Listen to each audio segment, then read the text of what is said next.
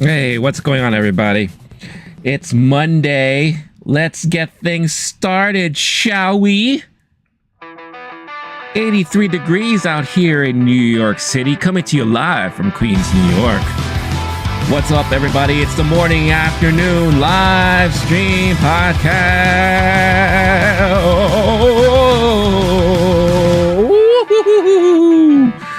Yow! What's up, everybody? Happy Monday. Happy Monday. Happy Monday. Happy Monday. Happy Monday. It's Monday. What's up, everybody? Guten Abend to Suck. Nice to see you. Also, big shout out to Jester chiming in. What's up, everybody? All right. We are back here. Brand new week. Brand new day, Monday. I hope all of you had a wonderful weekend. I hope you're having a great start to your week, and I hope you've had a great day so far. And thank you, as always, for joining in. Oh, I just reminded myself that we are also now live on vertical format. So now that we are live horizontally and vertically, you can choose whatever you decide to choose to view this stream on. I love to provide options for all. So what's up, everybody? Also, big reminder, or just to let you guys know, there is a poll currently on the chat right now asking, will Deadpool and Wolverine be the top grossing movie of 2024? Let us know your thoughts in the comments, in the poll. That is the big movie that everyone's been waiting for. Finally comes out this week. So let us know what your thoughts are on that in the poll right now. Right now on the horizontal poll, it's 50-50. It's split down the middle. On vertical, right now, out of one vote, people are saying yes, it is going to be the top grossing film of this year. What's going on, Arnold? Jester, I'm doing good, man. I'm doing good. I had a decent weekend. I had a very good weekend. Was able to relax a little bit. Did some things, watched some things. So we'll talk about all those things about what I watched, and all that. How about you? How was everyone's weekend? Let me know your weekends. Let me know how everybody's doing in the chat. Also, as always, don't forget, hit that like button. Hitting that like button, hitting that like button will put a giant smile on everyone's faces here today. So can't wait to see that. Scorch saying he watched Long Legs and Robot Dreams. What did you think about those two? I haven't seen Robot Dreams yet. It is in my queue to watch. Hopefully I can watch it in the next couple of weeks, but I'm curious to hear your thoughts. Jester, I know you mentioned that you wanted to watch Long Legs and you were waiting for Long Legs to come out. So let me know if you had a chance to watch that and what did you think about that? So let me know all of that stuff here.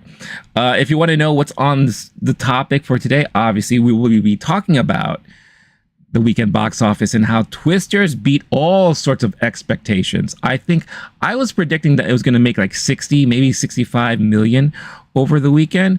But man, I don't think anyone was expecting it to do what it did this past weekend. So what does that mean? Is it because it's one of those like more traditional type of blockbuster type of movies that people would love to see in theaters? Or is it maybe the star power of Glenn Powell himself? I don't know. We'll talk about that. We're going to talk about that. I watched the first part of Cobra Kai season 6, the final season of the series. I'll give my thoughts and review on that. Plus, we'll be talking about the latest episode of HotD. We'll be having our HotD conversation. I got my notes. And what I'll say right now is this episode is a prime example of the politics of Westeros, and I loved every minute of it, to be honest with you.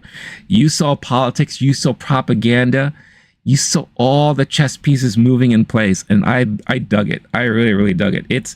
This was probably one of the more dramatic episodes.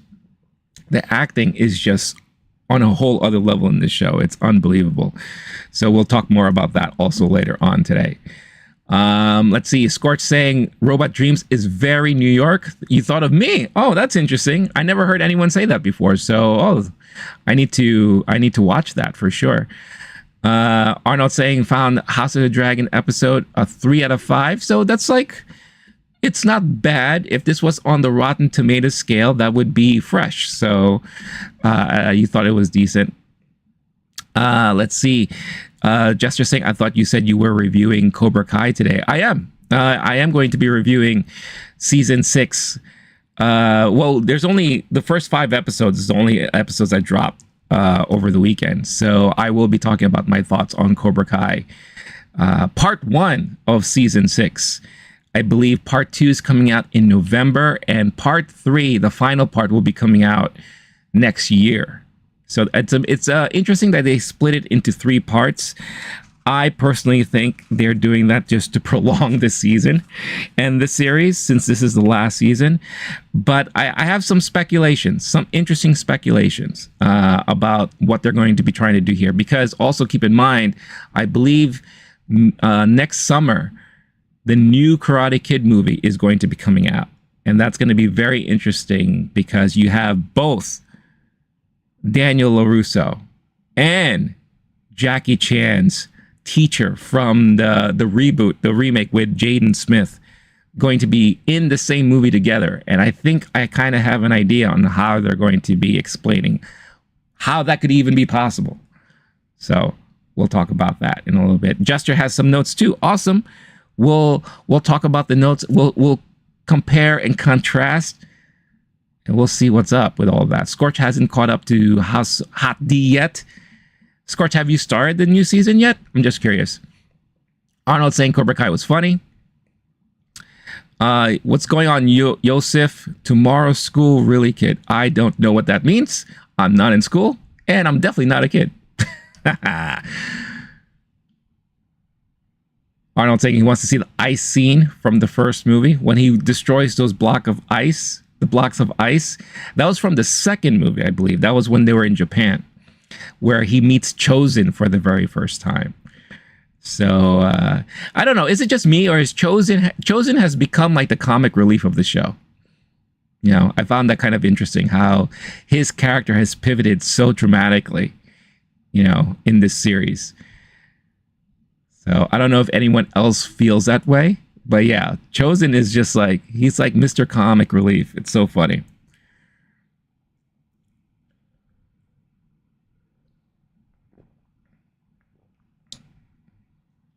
But Scorch, what were your thoughts on Longlegs?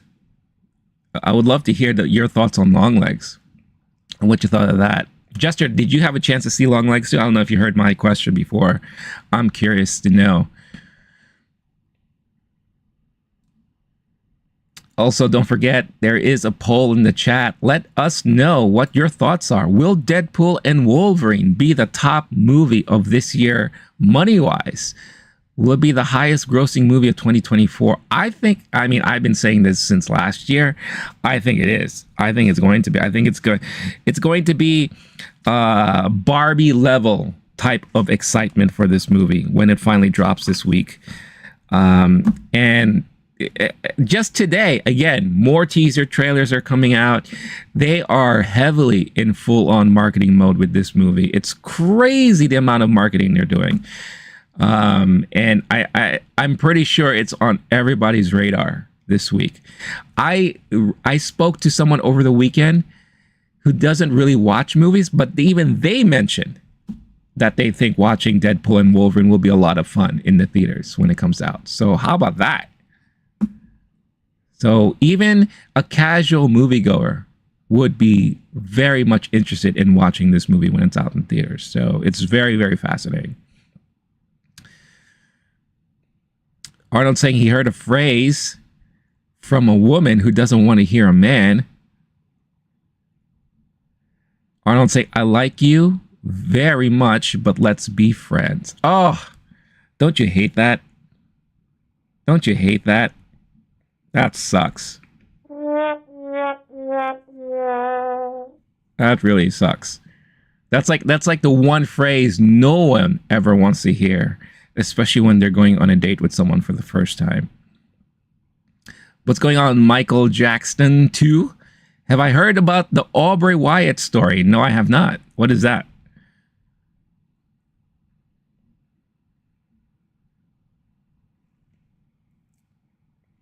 Also, it's kind of funny. Like, it's interesting to see the type of people that show up on the streams, because one of my most popular shorts that I posted on the channel is this footage that I took at the Michael Jackson 40th anniversary of Thriller thing that they had in New York. I think this was last year or 2 years ago. And I feel like a lot of people who are watching that short gets fed into the live streams. So I could see there's a lot of Michael Jackson fans who probably are just popping into this live stream and just wondering, who the hell is this guy talking? Well, I'm the guy who took that video. That's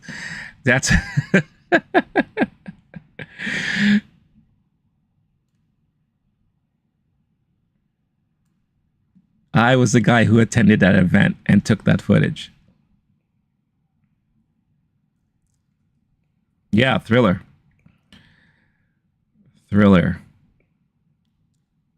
It's funny too, because that event was pretty much open to anyone who could reserve a spot to enter. You had to reserve a spot online, but they didn't charge for it at all. There was like no admission. So Sony spent so much money, and I could tell they spent a lot of money just to promote this thing for what, 3 days, I think it was.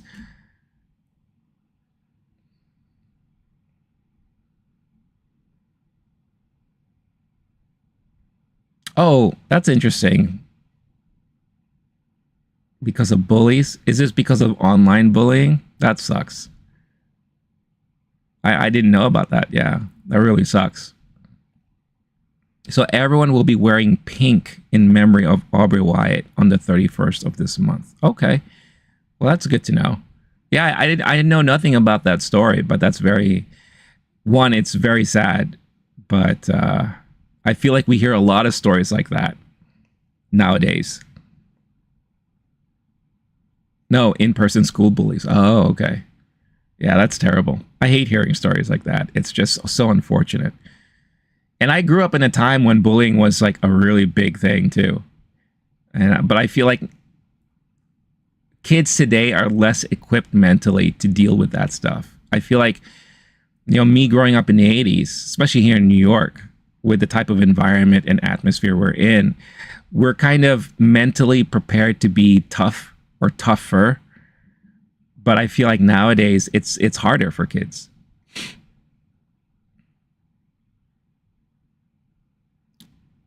Favorite song of Michael Jackson's Behind the Mask. That's a good song. That's a good one.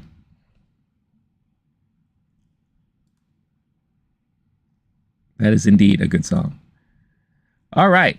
So why don't we talk about some stuff today? Before we get into some of the main topics for today's stream. Who here that are watching right now, who watched Rebel Moon? I think I spoke about Rebel Moon in the past. I said that, it was just a god-awful movie, right? And the big interesting part about Rebel Moon this year was that Zack Snyder mentioned that he was going to be releasing a director's cut to Rebel Moon on Netflix. And he was saying a lot of things where it's like the versions of Rebel Moon that we got are the versions that Netflix wanted, not necessarily what he wanted. So the director's cut was going to be his main vision of Rebel Moon that he wants us to go all watch. I think it's just another way of expanding and elongating this franchise of his. I don't know how people, in my opinion, who didn't like the first two parts of Rebel Moon would want to go back and watch this director's cut. But he released a new trailer today for the director's cut of Rebel Moon. It's a red band trailer. So it's going to be interesting to see what is going to be happening here. Michael Jackleston says they wear beaded jacket and glove right now. Awesome. Rebel Moon is a movie from Zack Snyder, and Hope you enjoy the rest of your day, evening. And yeah, it'll be cool to catch you on the next stream. Arnold saying, found out today that the actor who played Hagrid was dead. Oh, yeah. Yeah, that guy, I think he passed away a couple years ago or something like that. Yeah, that was pretty sad. You know, especially since Hagrid was such a beloved character. And that guy is like a great character actor, too, outside of Harry Potter. What's going on, T? Haven't seen you in a minute. I hope you're doing well. Your full message didn't come through, so I don't know if you wanted to say something, but always appreciate you showing up on the streams, as always. Like I said, I hope you're doing well and you're having a good week so far. So yeah, so I wanted to check out this trailer for Rebel Moon. I think I'm going to end up watching it just because I want to... My philosophy is, before I crap on anything, I want to watch it first so that I can properly crap on something. And I'm not saying that I'm watching this for the main purpose of wanting to crap all over it. That was never my intention when I saw the first part of Rebel Moon. It just so happens that that movie just really sucked, in my opinion. I know there are a lot of people out there who loved the movie, who enjoyed it, and that's great. You know, everyone gets affected differently when they watch movies. You know, that's a great thing about movies. It's very subjective. So I just want to check out to see what's in store for us with this new director's cut, because from what I'm hearing, it's supposed to be a completely different movie. You know, what that means, I don't know, but let's check it out and see what exactly that all means. So, see, even Arnold saying, like, in his honest opinion, he doesn't think the movie was so bad, and that's fine. That's fine, you know. But for me, I just thought it was so shallow, very, very shallow movie. But again, we all have our different opinions when it comes to things, right? So yeah, so let's check out this new trailer for Rebel Moon. All right, let me just make sure that this is here, that is there. All right, let's go. Go dig my grave, both wide and deep. Who's this female robot? Who the hell is that? Place a marble stone at my head and I feel like he borrowed those characters from Dune. More slow motion. Oh, the little princess, right? Didn't something happen with her in the movies? I forgot.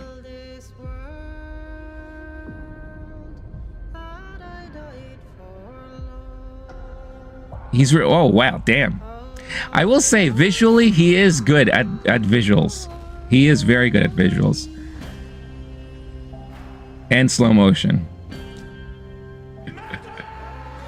Oh damn, this is a bloody ass trailer.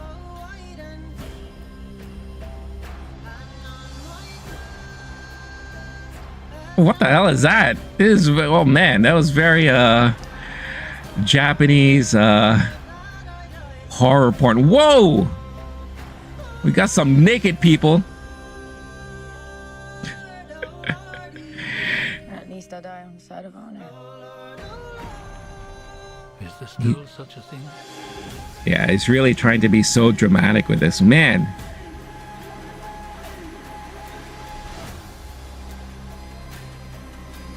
August 2nd, huh? How long is this going to be? Is this going to be like 4 or 5 hours? What is that? What is that? What's going on here? Will be my vengeance. Is that a dream or is that real?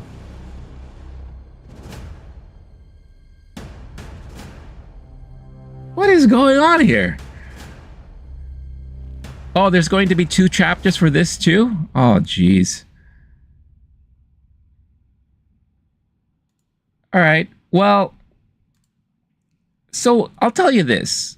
And hold on. Let's say Arnold saying the director's cut is bullshit. They play too much Elden Ring. It does look very Elden Ring-ish, doesn't it? What's going on, Sparkling Stars? This is the trailer to Zack Snyder's Rebel Moon that's releasing on Netflix in August. And it looks like we're getting 2 parts for this one too. So get ready for more hours of this type of content T saying visually he does great. His storytelling, character development is ass. Yeah, I mean, the my biggest problem with Rebel Moon, at least the two versions that we got, right, was one, I didn't feel any emotion or any type of connection or ties to these characters at all. I still, and I say this just in complete honesty, with not trying to, throw shade at anyone, but Sofia Boutella, for me personally, is not a leading actress. She's a great action actress. She can do action scenes, and she's very physical, and she can do great stunts and all that. But I don't see her as a very strong leading lady at all. I'm sorry, that's just my opinion. So I don't understand, or I don't get the whole push for her to be in front and the main character in this movie series. For me, it just doesn't work, and again, it's like there are a lot of interesting concepts in Rebel Moon, but like I said, what we got, it didn't feel like it was fully fleshed out correctly. There's so much more focus on visual effects, the slow motion, the action scenes, that all the scenes that are supposed to really get you to feel closer to these characters and feel that emotional kind of connection just fell flat. And that's why I felt like the movie itself was very shallow. Here in the trailers, they are definitely showing a lot of emotion, a lot of... It looks like they may be trying to expand more on the character development of Sofia Boutella's character, a little bit more insights on the whole royalty that we didn't really get to see a lot of.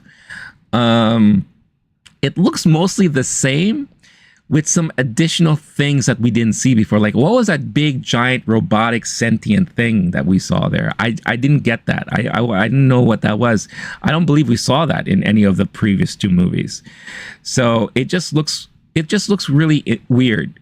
But I'll check it out. I'll give it a shot. I'll give it a chance. Like I said, before I can properly diss something, I want to check it out for myself. If anything, I would love to see more backstory of the main villain, the bad guy, the kind of like the Nazi kind of like guy. I thought his character was very strong and interesting, but we didn't get enough of the background. T saying, hoping to get more of Charlie Hunnam. That would be interesting. It'll just be nice to get more backstory on everybody, honestly. If I'm to be completely honest here, because I felt like the introductions of the characters were just moments, right? Everyone got their like hero shine moment as their introduction. It was almost like, I call this like the roll call type of movie filmmaking format, where instead of properly and organically introducing characters to your story, you have your main core characters going somewhere and then having this person pop up, right? And they're doing something extravagant. They're having their big action moment. And then all of a sudden, bam, here I am. It's like, oh, I like you. Join our squad. Okay. And then move on to the next thing, right? So if anything, I'm hoping that he could do more organic introductions and more background story on each character. It's like, spoiler alert, some of these characters died in the movie. And when they did, I didn't feel it. I was just like, oh, that person dead. That's too much. That's too bad. All right, move on. I didn't get to feel it emotionally at all. Especially when the big thing happened at the very end of part 2. I was just like, oh, okay. After spending hours upon hours, what felt like hours upon hours of watching people just harvesting. I mean, I felt like, well, at least 30 minutes of part 2 was just watching people harvest crops. What was the point in all that? And it's all in slow motion. So it felt even longer than that. So we'll see. We'll see what happens. I'm not like eagerly anticipating this or, chomping at the bit for it. But like I said, I'll give it a shot. I'll give it a chance. What about you? In the chat, let me know. Are you going to be checking out this director's cut or director's cuts of Rebel Moon? Apparently, we're getting 2 parts of it, so it'll be interesting to see what's going on. Kako, well, that's a funny name, Kako. First one to watch movies, Velma. I'm not sure what you mean by that. What's going on, Stella? Shriners Hospitals for Children. All right, well, big shout out to them. Star-Lord's in the house. What's going on, Star-Lord? Nice to see you as always. I hope you had a great weekend, and I hope you're having a good Monday so far. So we just checked out the trailer to the director's cut of Rebel Moon coming out in August.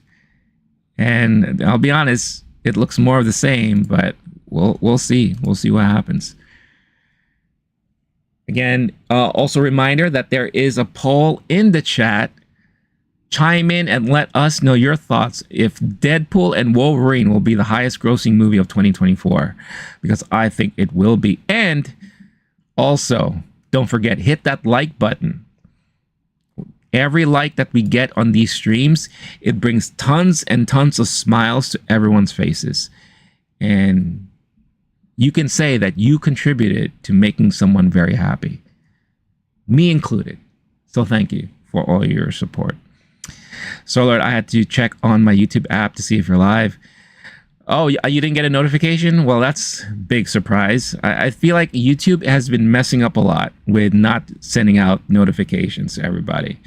And that is disappointing. But unfortunately, I can't have any control over that. So I do appreciate you checking it out. And I guess it helps that I stick to a steady schedule every week so that at least you guys know when I'm going to be here and online. So I appreciate that, Star-Lord. T saying most likely, hoping to see if any development happens, but who knows? So T is going to be checking out the director's cut, just like me. Again, I just want to see what happens. I want to see if it really feels like a different movie. Because I will say this, his director's cut of Justice League, I actually really liked. I liked it so much better than what we got theatrically for that movie. And I thought he did a great job with that.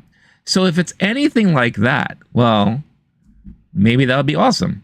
But if it's not, then I guess I'm not losing anything but the hours I've spent on watching them, right? So I was saying, no, it's not notifications. I was playing a game. Oh, so maybe you did get a notification. It's just you were so enthralled in your game, you just couldn't look at your phone at the moment, right? What game are you playing, Star-Lord? Let us know what game you're playing. I was pretty busy this past weekend that I wasn't able to really play any game. Not even the new Nintendo World Championships that I got. I didn't have a chance to really play it. So, but hoping to get a chance to play it this week. Also, another big announcement. Again, thank you so much. Those of you who were there live on Friday, saw it happening in real time. The channel crossed over 10,000 subscribers on Friday. So I'm very, very thankful. So for those of you who weren't there, I want to thank you all again for your huge support. I couldn't have done it without all of you, really, honestly. And I love what I do here. I have a lot of fun with you guys.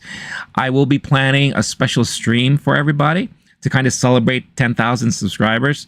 Maybe we'll play a game together. Maybe we'll do some trivia, something like that. So I'm trying to think not only what to do, but when to do it so that I can announce it to everybody. And hopefully everyone will join in and hang out during that time, because it's a big achievement, big accomplishment here on YouTube. So I'm very thankful and grateful for it all. And like I said, couldn't have done it without all of you guys. So very, very thankful for all of you. Sorry, saying I have to keep switching internet cable wire from Xbox to Android tablet. Oh, you're playing Assassin's Creed Origins? Okay. And soon we'll be playing Mortal Kombat 11. Awesome. All right, cool. Very, very cool stuff. If anyone else is playing any games, let us know what game you're currently playing right now in the chat.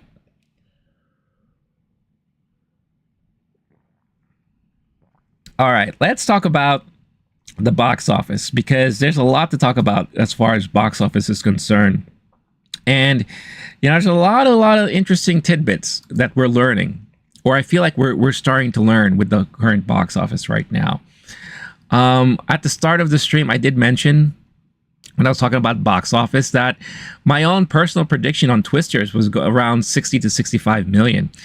I believe early estimates were coming in around 50 to 55. Then as the weekend started, they readjusted those predictions to 70, 72. But it ended up beating all of that stuff and overachieving the past weekend. So let's look at these numbers right now, because this is all very fascinating and interesting here, to say the least. So number one, obviously, Twisters came out on top with $80.5 million. And let's see, there was this thing on, here we go, on Twitter with some highlights of this accomplishment from Twisters. So it's the biggest opening weekend ever for any type of disaster film. So if you go through all the disaster films that came out like in the 70s, in the 80s, then in the late 90s, early 2000s, all of that, even more recent disaster movies like Gravity and all that, Twisters has now officially the biggest opening ever for that genre. It's also the second biggest opening for a live action film this year. Number one, I think, still goes to Dune. I think that's the number. We'll look it up. And then only $2 million behind the opening of Oppenheimer from last year. So that is some fascinating numbers and good timing for this too. I think, this is like a great time for this to come out. I feel like people are gearing up and getting themselves ready for Deadpool and Wolverine. And this, in a way, I think this was like a nice little appetizer for all of that. So I think it's really, really fascinating. So let's look at, so 80.5 million domestically, but when you include international box office worldwide altogether, again, this is just one weekend, 3 days, it pulled in $123.9 million. I believe this is just shy of what Inside Out accomplished during their opening weekend when they came out with 150 million-ish. I'm just rounding it out there. So big performance with Twisters, and we're seeing a lot of decent performance out of these summer movies so far. But like I said in a previous stream before, I feel like the summer season has started later than we're accustomed to. A lot of the movies that usually come out in April and May are usually top performing movies, but it didn't happen that time this year. This time, I feel like all the movies that really started coming out maybe end of May or June are the ones that are performing the best. And I think it has a lot to say about people wanting to spend time for their summers, going to the movies. Maybe people are now out of school, so it allows them more time to do things together. The holidays come into play a lot, especially when you think of like Memorial Day, July 4th weekend, all those things like that. So I do feel like we are feeling a more traditional summer box office this year than we have in previous years. So it's good to see, to be honest with you. And it's quite refreshing. Now, they mentioned that this was the second highest grossing live action film to come out this year so far. So let's look at what we are seeing as far as this. So I was right. Pulling up the numbers so far for the year, Dune 2 is the highest grossing live action film of the year so far. And I think this is the one that owns the highest grossing opening weekend for a live action film this far. So very, very interesting to see how that's all playing out there. So I think this upcoming weekend, Twisters, everything that's out right now, Twisters, Despicable Me 4, Inside Out 2, Longlegs, all of these movies in the top 5 are going to hurt big time when Deadpool and Wolverine comes out, because everyone is going to be watching Deadpool and Wolverine. And I highly doubt you're going to see a lot of spillage going into movies like Twisters and all that, because by this time, by now, everyone has seen Despicable Me 4 who wanted to see it. Everyone has seen Inside Out 2 multiple times. Longlegs does have some legs, as we could see in this chart right now for this past weekend. And it's the only horror film right now that has a lot of people's attention. So that may still do well, but everything else is going to suffer big time the moment that Deadpool and Wolverine comes out this weekend. I think Twister is going to suffer maybe from like a 60% or more drop from what they're seeing this past weekend. So perfect timing for them. At least they took advantage of it, right? Started saying, I love the live streams. It's just I'm not good at schedules. Haha, neither was I for a while.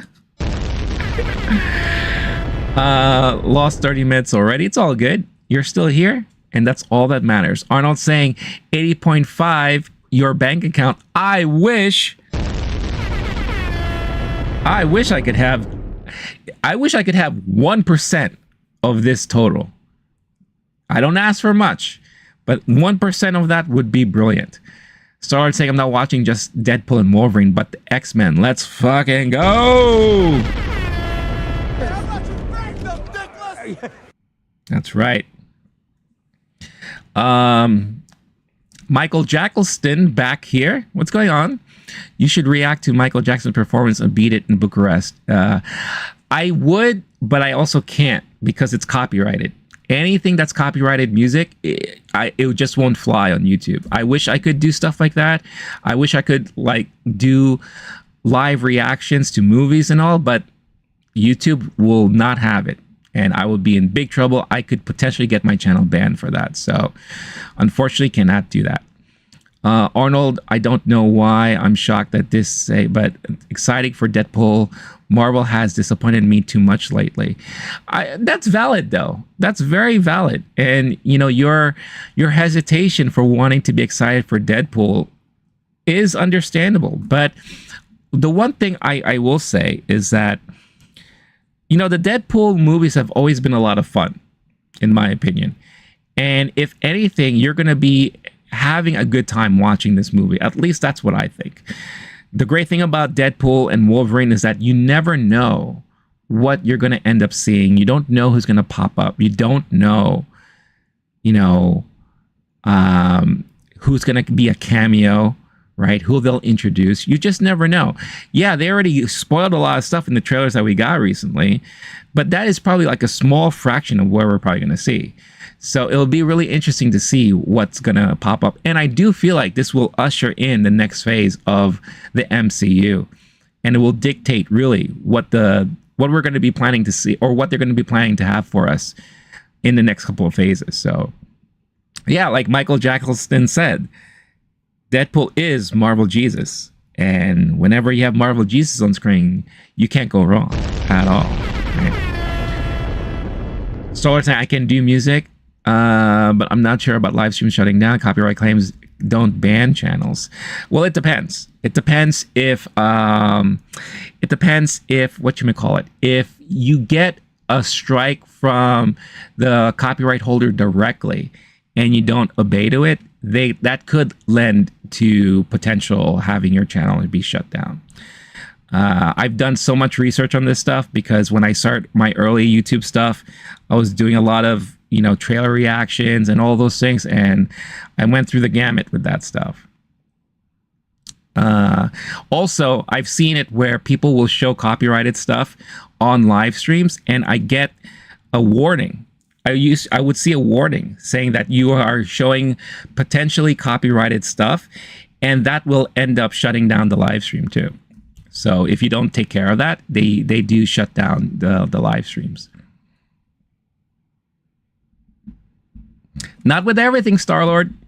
Not with everything.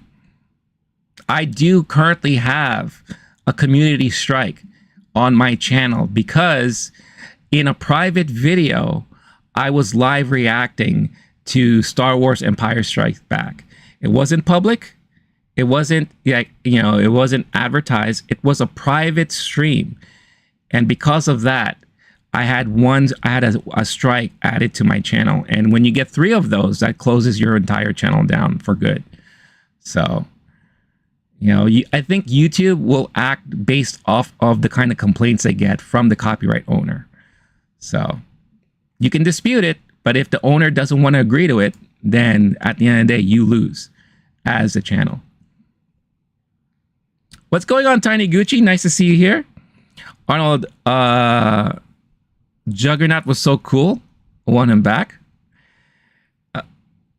Reynolds had a lot more control too. T, that is absolutely correct. It is coming out this Friday, Michael Jackleston. I'll just call you Jackleston. That's easier to read, I think. So you would be adding original commentary and making the music videos unique. You must dispute that under fair use. Yeah, but that doesn't always work. I've disputed stuff under fair use using the same arguments too, and they have been denied.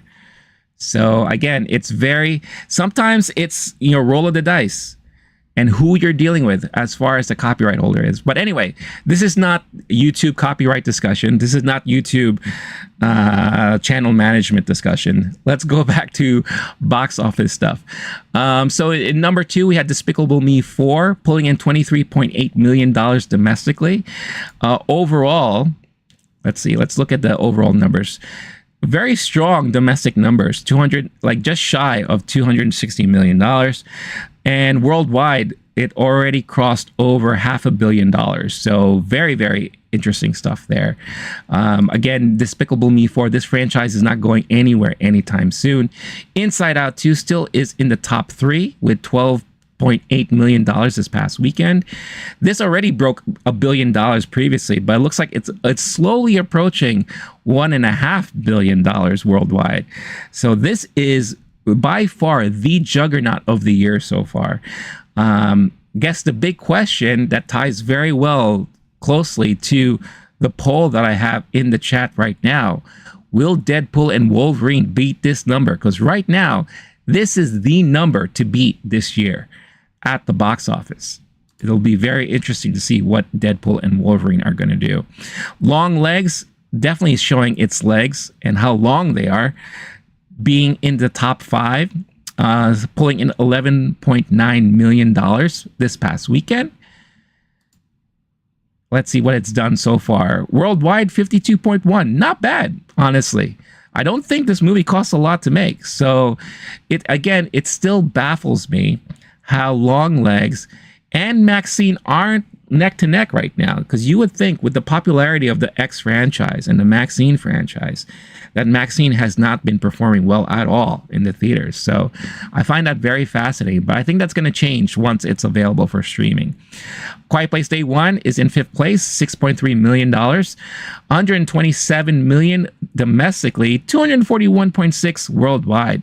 I think for that movie, for this franchise, that's a very good number. Fly Me to the Moon, the rom-com with Channing Tatum and Scarlett Johansson, $3.3 million. Let's see. Worldwide, $30.6. Not great, but I feel like this is one of those movies people are waiting for to stream when it's available to stream at home. Bad Boys Ride or Die, $2.6 million, $189 million domestically. I think, where are we now worldwide with this? $388. Not bad. That franchise, surprisingly, is still doing well. And then for the rest of the top 10, you have Maxine, Bike Riders, Horizon, and a new movie that was limitedly released called Oddity, which is another horror film that I think is going to be releasing more worldwide this weekend. So that is the box office numbers for you there. Again, great stuff from Twisters. I think this was a perfect time for it to come out. But everything here in the top 5 will drop tremendously once Deadpool and Wolverine come out this weekend, because that's going to be a juggernaut of a film when that comes out. But let me know what your predictions are for the box office this week. If Kevin Davis is around, I would love to hear Kevin's thoughts on Deadpool and Wolverine's expectations at the box office this weekend. Star-Lord saying, damn it, I just wanted to hear MJ. Beat it, beat it. Well, watch it now. I'm gonna come.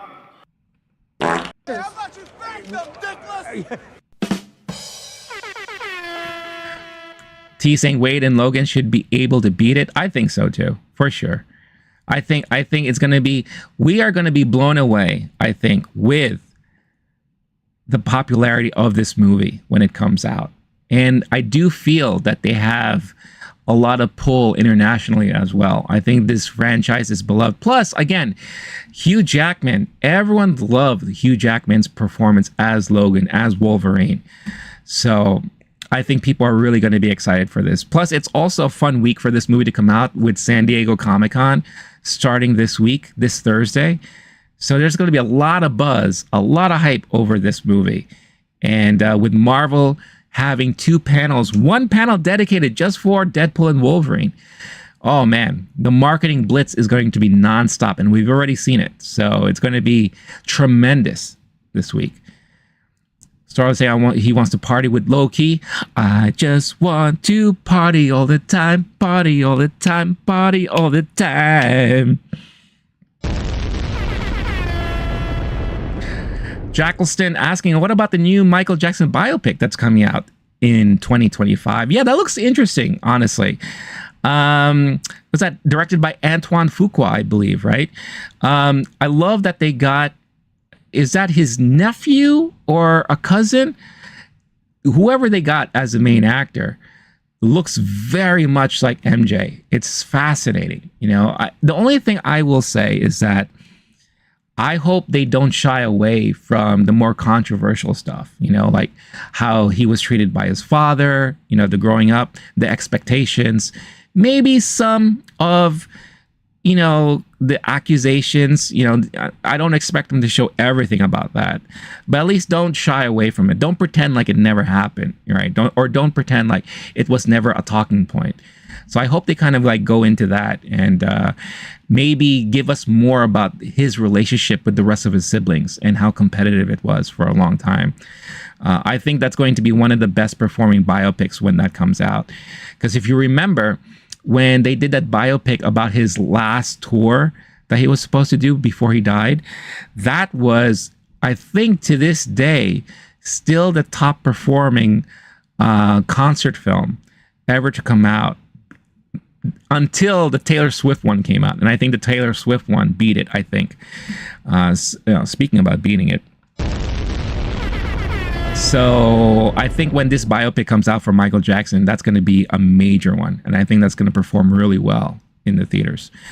Arnold saying one of his favorite shows this year was Twisted Metal.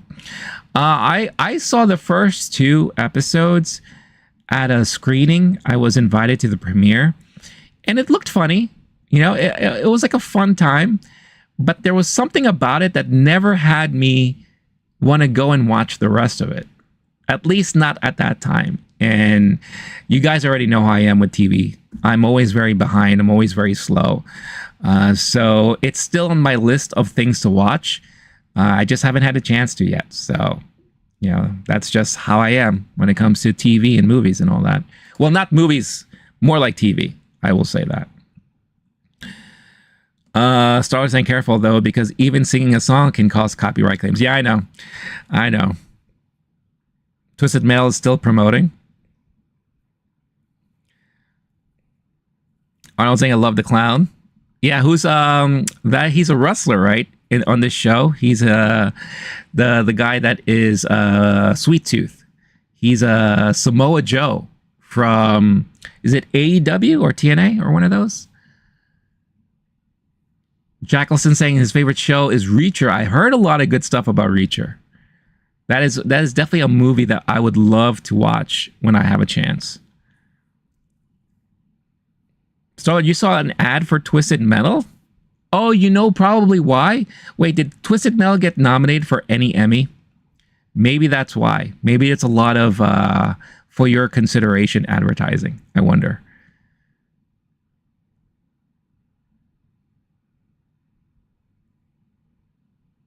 I think Shogun is going to run away with a lot of awards come Emmy time.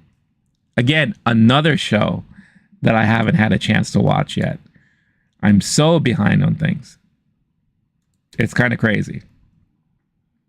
But what I'm not behind on is HotD, House of the Dragon. But before I talk about House of the Dragon, I do want to talk about Cobra Kai. So let's talk about that right now. And so Cobra Kai, when they announced that the final season was going to drop, they announced that they were going to split it up into 3 parts, right? So we just got the first part that dropped, which is just 5 episodes. And the one thing I love about Cobra Kai is that it's such an easy binge watch, honestly, because every episode is just a little over 30 minutes. They don't usually go too long. I feel like the last episode 5, was the longest, right? So it's an easy watch, right?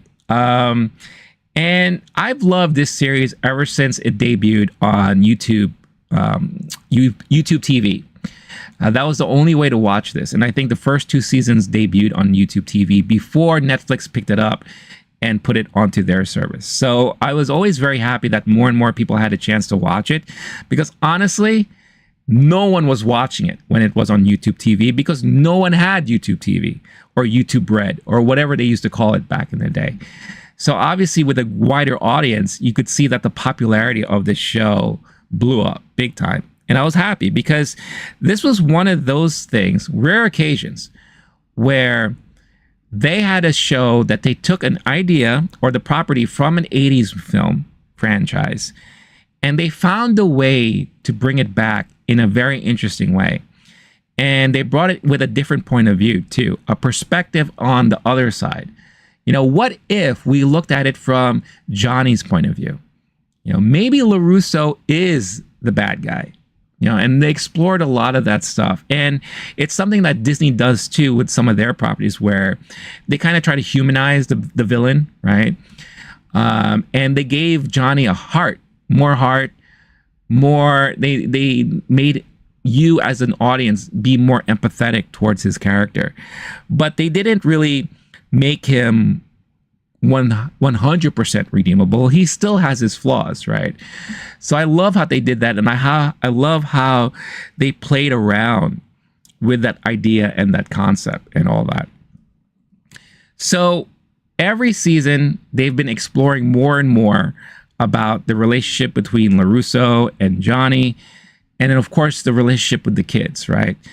In season 5, they basically had this big crazy blowout where all the kids were up against each other, and it finally was the moment where Cobra Kai, the dojo, the name itself, was, I guess you could say, was destroyed. Terry Silver, who came back, is now in jail. But then we were also teased that old man, what's his face? This guy who never seems to ever go away. Hold on, let me pull up, because I'm so bad with names, it sucks. I think I'm losing my mind.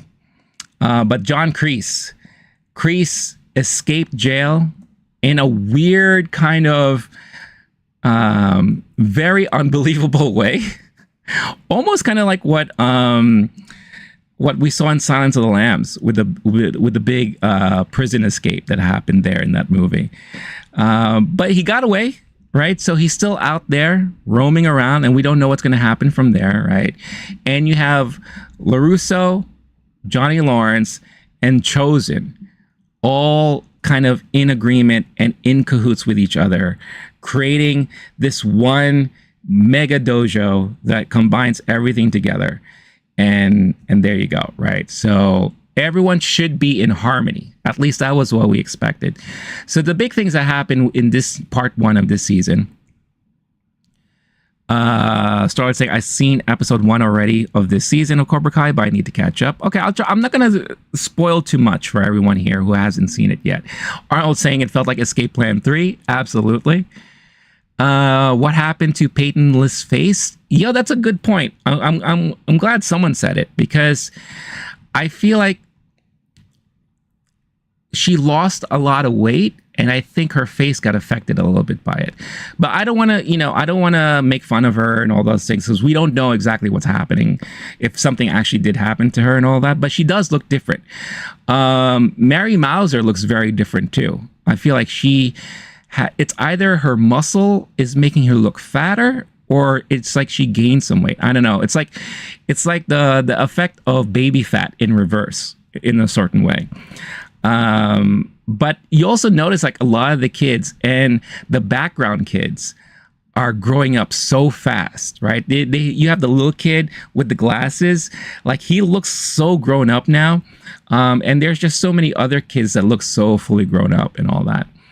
But basically the whole things that are happening so far in this part is you have the kids who are all training together under one dojo, but you still have a little rift between Johnny and Daniel about what to name the dojo, because Johnny is still holding on to Eagle Fang. And then he was tempted to maybe try to bring back the Cobra Kai name back, but he said, I don't want anything to do with that because that was Kreese's legacy and that's not my legacy. I want my legacy to move on. But he also understands you kind of have to take on the whole Miyagi philosophy of balance. So he's okay giving up Eagle Fang if it just makes things better for not only himself, but for the kids. You have some of the other kids who are still trying to deal with the fact that maybe what they were taught through Cobra Kai was not right. And you could see that there's still some conflicts there. But you have, for the most part, the kids in unison working together because you have this major worldwide tournament that's happening. And, you know, this could mean a lot for the dojo and a lot for the kids who are going to compete in it. They threw a little monkey wrench in it because they limit who can participate per dojo. So now they've created this tension within each dojo, you know, that only 6 kids can compete. So, of course, you're going to have inner fighting, you know, people thinking they deserve this spot over this person. So they play a lot on that. And then you have Kreese, who seems to be always finding his way in attaching himself to another dojo. And this time it's a Korean dojo that's taught by one of the teachers that we saw in the previous season, right? So he's using his own philosophies and his own ways of Cobra Kai to expand the Cobra Kai teachings through this Korean dojo. So that you know right away they set it up that you have this major dojo is going to be against this other major dojo. And there's just so like multiple plots happening at once. And the biggest thing that happens here that I'm going to speculate will explain how Daniel LaRusso is going to end up in a movie with Jackie Chan and that version of that teacher from the Jaden Smith Karate Kid is that they come across this old trunk of Miyagi's because they're fixing up his place because Chosen is now staying with them. And, you know, he looks like he's going to be part of the family now. And like I said before, I agree. Star-Lord, Chosen is funny. He's like the comic relief of the series. And it's kind of funny how his character changed so much, right? But they come across this trunk and it looks almost as if Miyagi led a different life that he never shared with Daniel. Not the same time he was teaching Daniel. This was like when he was younger, right? And what he found in this trunk was currency from China. So there's kind of hints that Miyagi got himself in some trouble in the States and he had to flee for a little bit. And it looks like he may have fled to China. Hence, how you're probably going to understand why Jackie Chan is the person that he is and how that's going to end up becoming a tie. So my speculation is with parts 2 and 3, we'll learn more about this other life that Miyagi had and how that's going to tie into Jackie Chan's character when the movie comes out next year. And also with the new pupil that is going to popping up, because I believe this new pupil, the new star of the new Karate Kid movie, is going to be from China. So I think that's how all of that is going to play out, you know.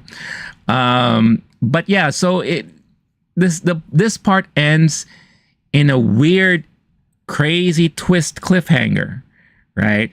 And I'm not going to spoil it here, but let's just say someone who was supposedly okay now with everything, student-wise, something happened and their mentality has flipped and they have joined the enemy. And when that happened, I was just like, oh, what? Was not expecting it, but very, very interesting there. So yeah, so overall this first part was interesting. It felt a lot like setup, and it also felt very schlocky in a way. It felt more comedic than normal, and it felt really more like a TV show than any of the past seasons felt, where you had a conflict in every episode, and it was usually resolved by the end of the episode. You know, and I know we got the same stuff also in previous seasons, but I felt like it wasn't like that in every episode. And I felt like in this part, every episode followed a very formulaic TV formula where it was conflict, end of episode, resolution, carry on, move on, right? So it just felt that way. So I don't know if that was done on purpose, if maybe that is a result of splitting this season into 3 parts, finding ways to elongate and have this season play out longer than it needs to. I don't know. But in a way, I felt like it kind of threw me off in a way that I was just watching this season just to watch it. I wasn't really that invested like I was in previous seasons. But of course, out of curiosity, I do want to know how this series is going to end. And I will be watching parts 2 and 3. But I didn't feel as strong with this one part here. If I was to rate this part, I would give it a 1 out of 5. A 3 out of 5 stars letterbox scale.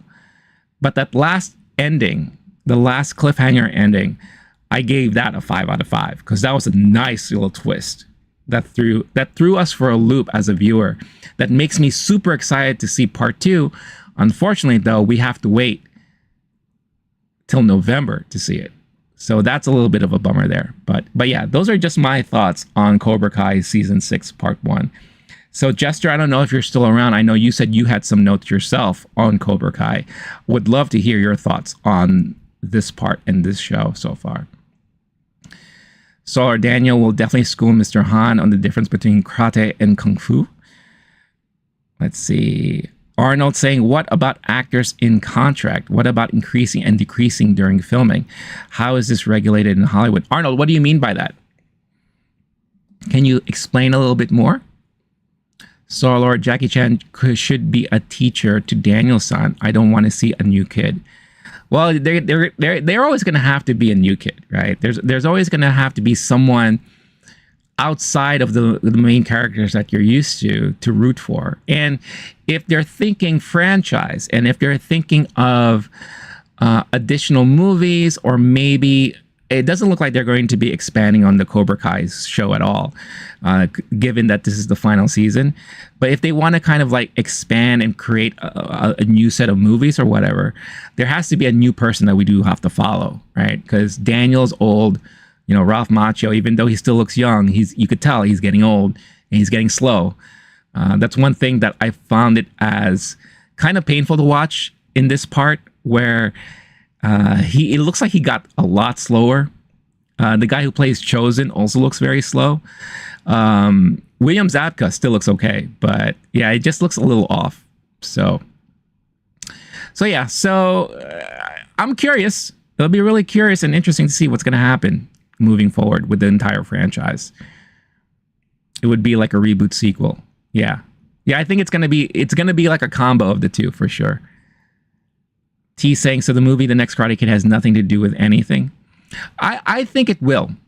And I think this show, this final season, is going to end tying up to the movie that's coming out. And that's one of the reasons I also think they kind of split it up, because they want to pace it out so that by the end of part 3, that's going to tie directly to the movie when it comes out.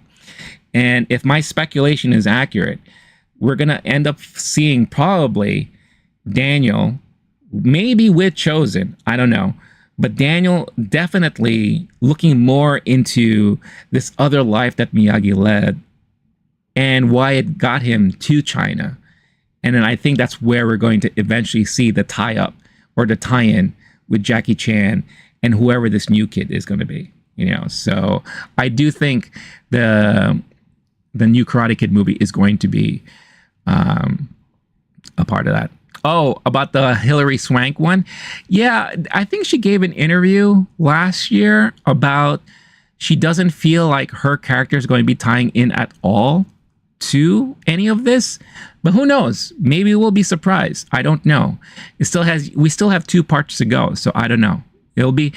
I think having her character at least show up once would make a perfect, like, kind of just a completion of this universe, because that is the one thing that I would love to see show up in this, because we've already seen, you know, Elizabeth Shue's character pop in. We saw freaking this crazy guy from part 3 show up, right? You know, being a part of this universe and all that. Of course, we had Terry Silver in there, Kreese. So it would be great to see them just finish up all the tie-ins with her character popping up and showing up, you know. Yeah, she is the praying mantis. Daniel will point out that Mr. Han reminds him of Mr. Miyagi. I'm sure that may come up for sure. Arnold saying, example, an actor increases during filming and becomes fat. How is this regulated? I mean, they do have continuity people who are supposed to control how people look and all that. So I think they try to do it as best as they can. But obviously there may be instances where maybe they can't. Again, we don't know why maybe Peyton List looks a little different this season. We don't know why Mary Mauser looks different. There could be something, I don't know, maybe medically going on with them. But usually every series, even movies, they have a continuity person that's supposed to always make sure that, all right, if we ended this movie or if we ended this episode with this cliffhanger and this person looks like this, when we pick up filming again, this is everything that she was wearing or they were wearing. This is how their hair was. This is how their body looked. So they try their best to kind of keep things in check like that. But, you know, there will be obviously differences, especially if a kid grows up.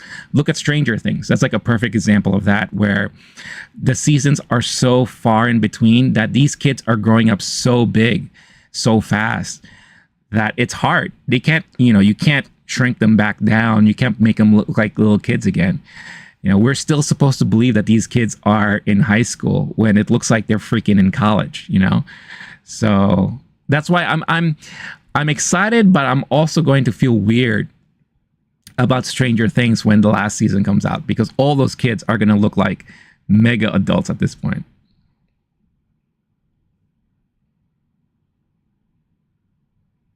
It's a perfect fit for her because of these crazy kids in the Karate Wars.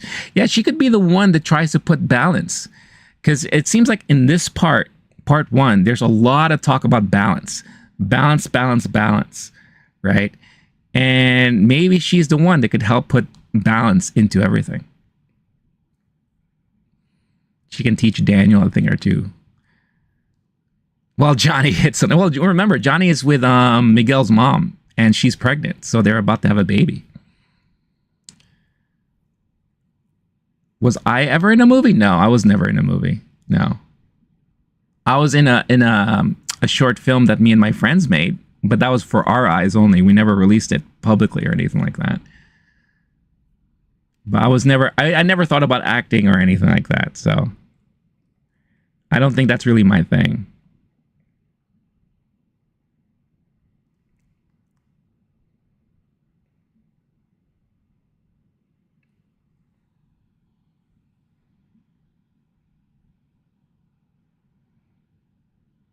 I would just, you know, speaking of, you know, who would be hitting on who and all that, it'll be nice to see Chosen get back together with Kumiko, because that's something that we're currently missing. It was nice seeing Kumiko come back too during that one season. That was really, really nice to see. Him and Chosen has a karate crush on her skills. I don't know why you are either, Star-Lord, but it's your typical random stuff, and I love it. I'm all for it. Arnold, you want to see me in Star Wars? Me versus Darth Plagueis?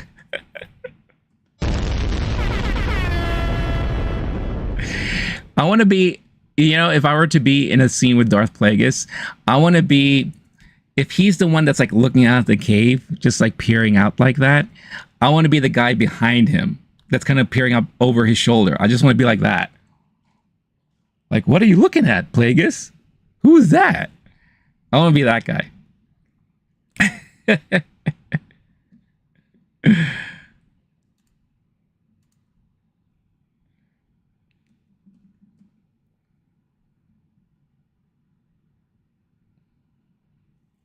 All right. Again, a reminder to everyone that is joining in for the first time, don't forget, hit that like button. Everyone here would be extremely happy and appreciative of that. Also, don't forget, cast your vote. Will Deadpool and Wolverine be the highest grossing movie of this year? Let us know. Currently, in the vertical stream, out of 16 votes, 69%, 69. 69% says yes, 31% says no. And then in the horizontal stream, we have out of 7 votes, 71% says yes, 29% says no. So,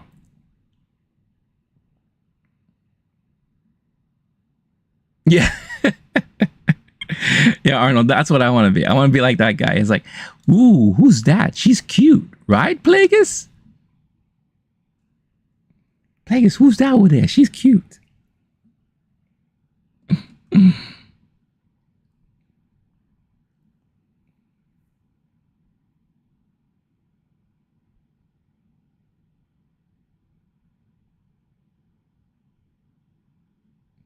Started saying it would be funny if Johnny stomped on the bug and said no mercy right in front of her. Oh, geez.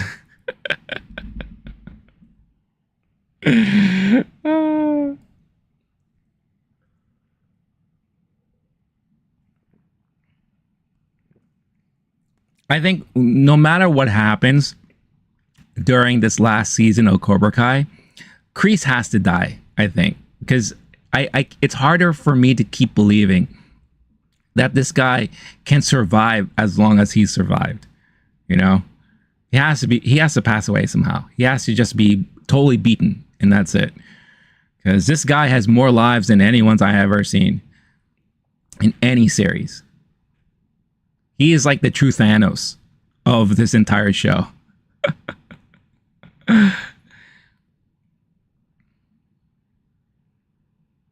What's going to compete with Deadpool and Wolverine movie later this year? Not a whole lot, honestly. I mean, the only one thing that I could think about that may have a potential or have the possibility of competing with Deadpool and Wolverine is Wicked. Because you will have a lot of diehard theater and musical people wanting to watch that movie. Plus, it's coming out during the holidays. It's like a perfect family film for a lot of people to go watch. Oops, sorry. But I don't think it's going to at all. And I'm not saying it will. But out of everything that I'm seeing, like, you know, for the remainder of the year, that has the one potential to do. And Moana 2. That also has the potential. Because how the first one is so beloved by so many people. But it's not, there's no chance. In my opinion, there's no chance.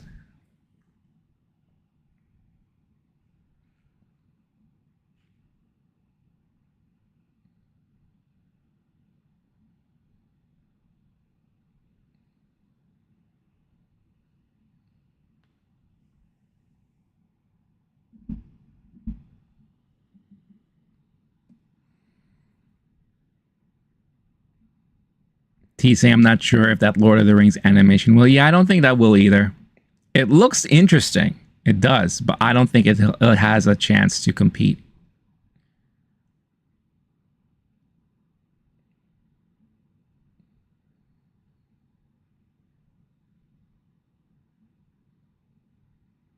The Rock has whiskey? I didn't know that. What's the name of The Rock's whiskey brand? You had it? How was it?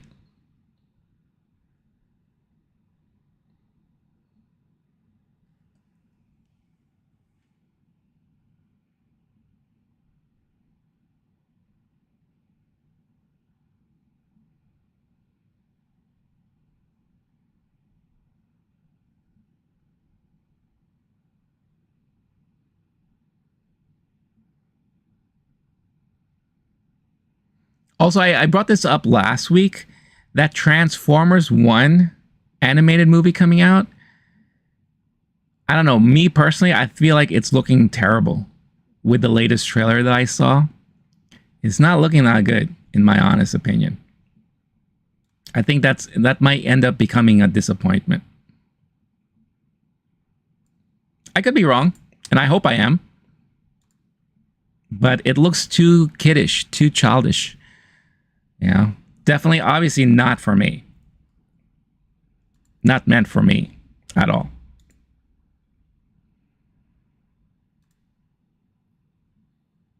T saying it looks goofy. Yeah, I think it looks kind of goofy.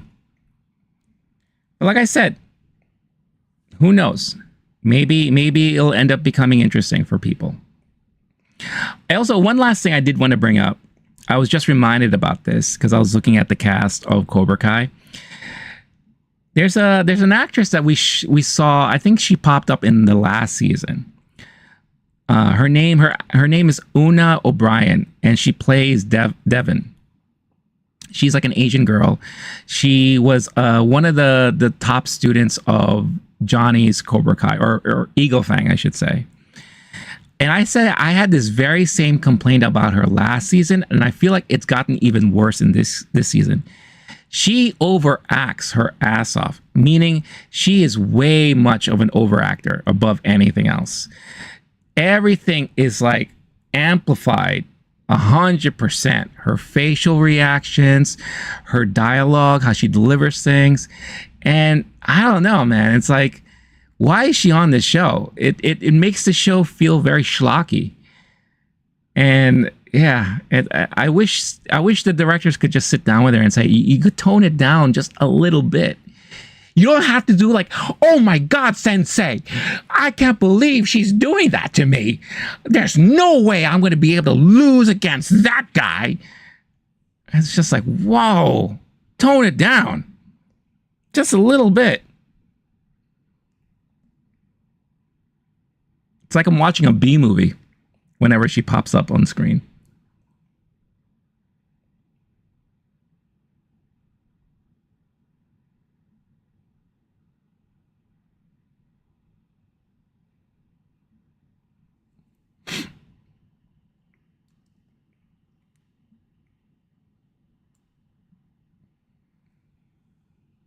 T, did you watch this part of Cobra Kai?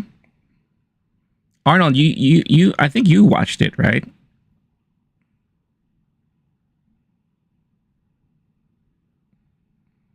Bring in Ernie Reyes Jr.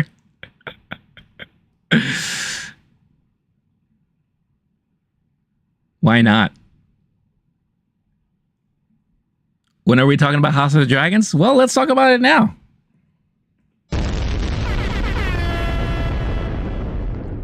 Let's talk about that HotD. We'll be talking about how HotD in the city.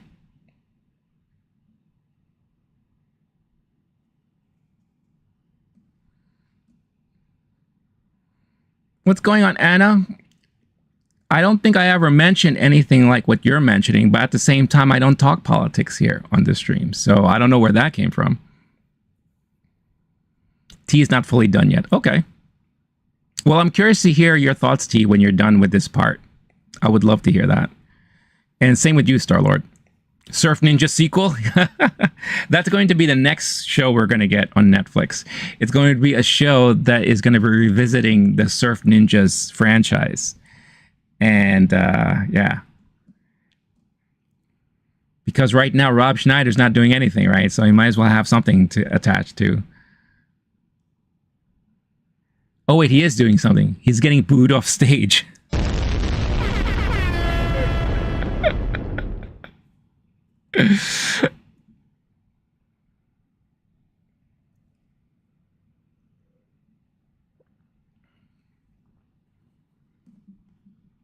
All right, so let's talk about HotD. Yeah, Starlord, I heard like a recent gig that he was paid to do. He was booed off stage. This was maybe like 3 weeks ago or something like that. I'm sure you could look it up. You could Google it. It was like a corporate gig or something like that.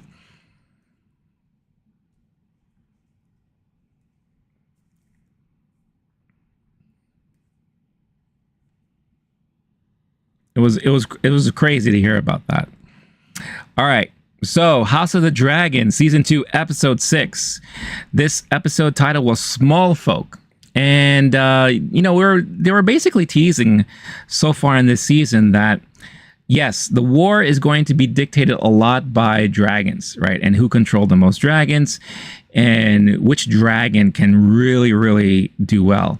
But another thing that they hinted on was that it could also be controlled by the townsfolk, by the little people, by the commoners, because we are seeing how they're being treated very badly on King's Landing, and how Team Green really is not paying a lot of attention to these people, right? Very different from when Viserys was king, because he was very, very kind and mindful to the small folk. And we're seeing the complete opposite here, with lack of food, lack of resources, lack of medicine, lack of money, lack of everything, basically. You know, and it was eventually going to happen sooner rather than later that eventually there's going to be some sort of uprising. And that is something that we saw in this episode here. So I'm going to just go through some of my notes that I've taken here. One of the coolest things to see at the beginning of the show was we had a tapestry change, right? Where we saw the two dragons, one for the king and one for Meleys, and how in the middle, I believe that may have been Aemond in the middle there, but we saw the falling of the two dragons. Aegon and Rhaenyra are sharing one panel now on the tapestry, even though they're still on separate thrones. But they definitely highlighted the fall of Aegon in this tapestry. Also, instead of blood bleeding towards the tapestry, we're seeing black ink this time, which I thought was very interesting.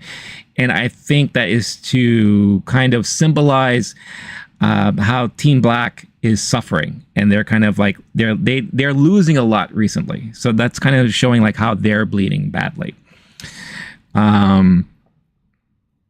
Stars, must be because he's talking trash about Will Smith. Just too many negative vibes. If they are so funny, why are they so serious? It's interesting because it's comedians. Sometimes when they get older, they talk about different things, right? Or when they feel more comfortable talking about other things and not knowing who the crowd is.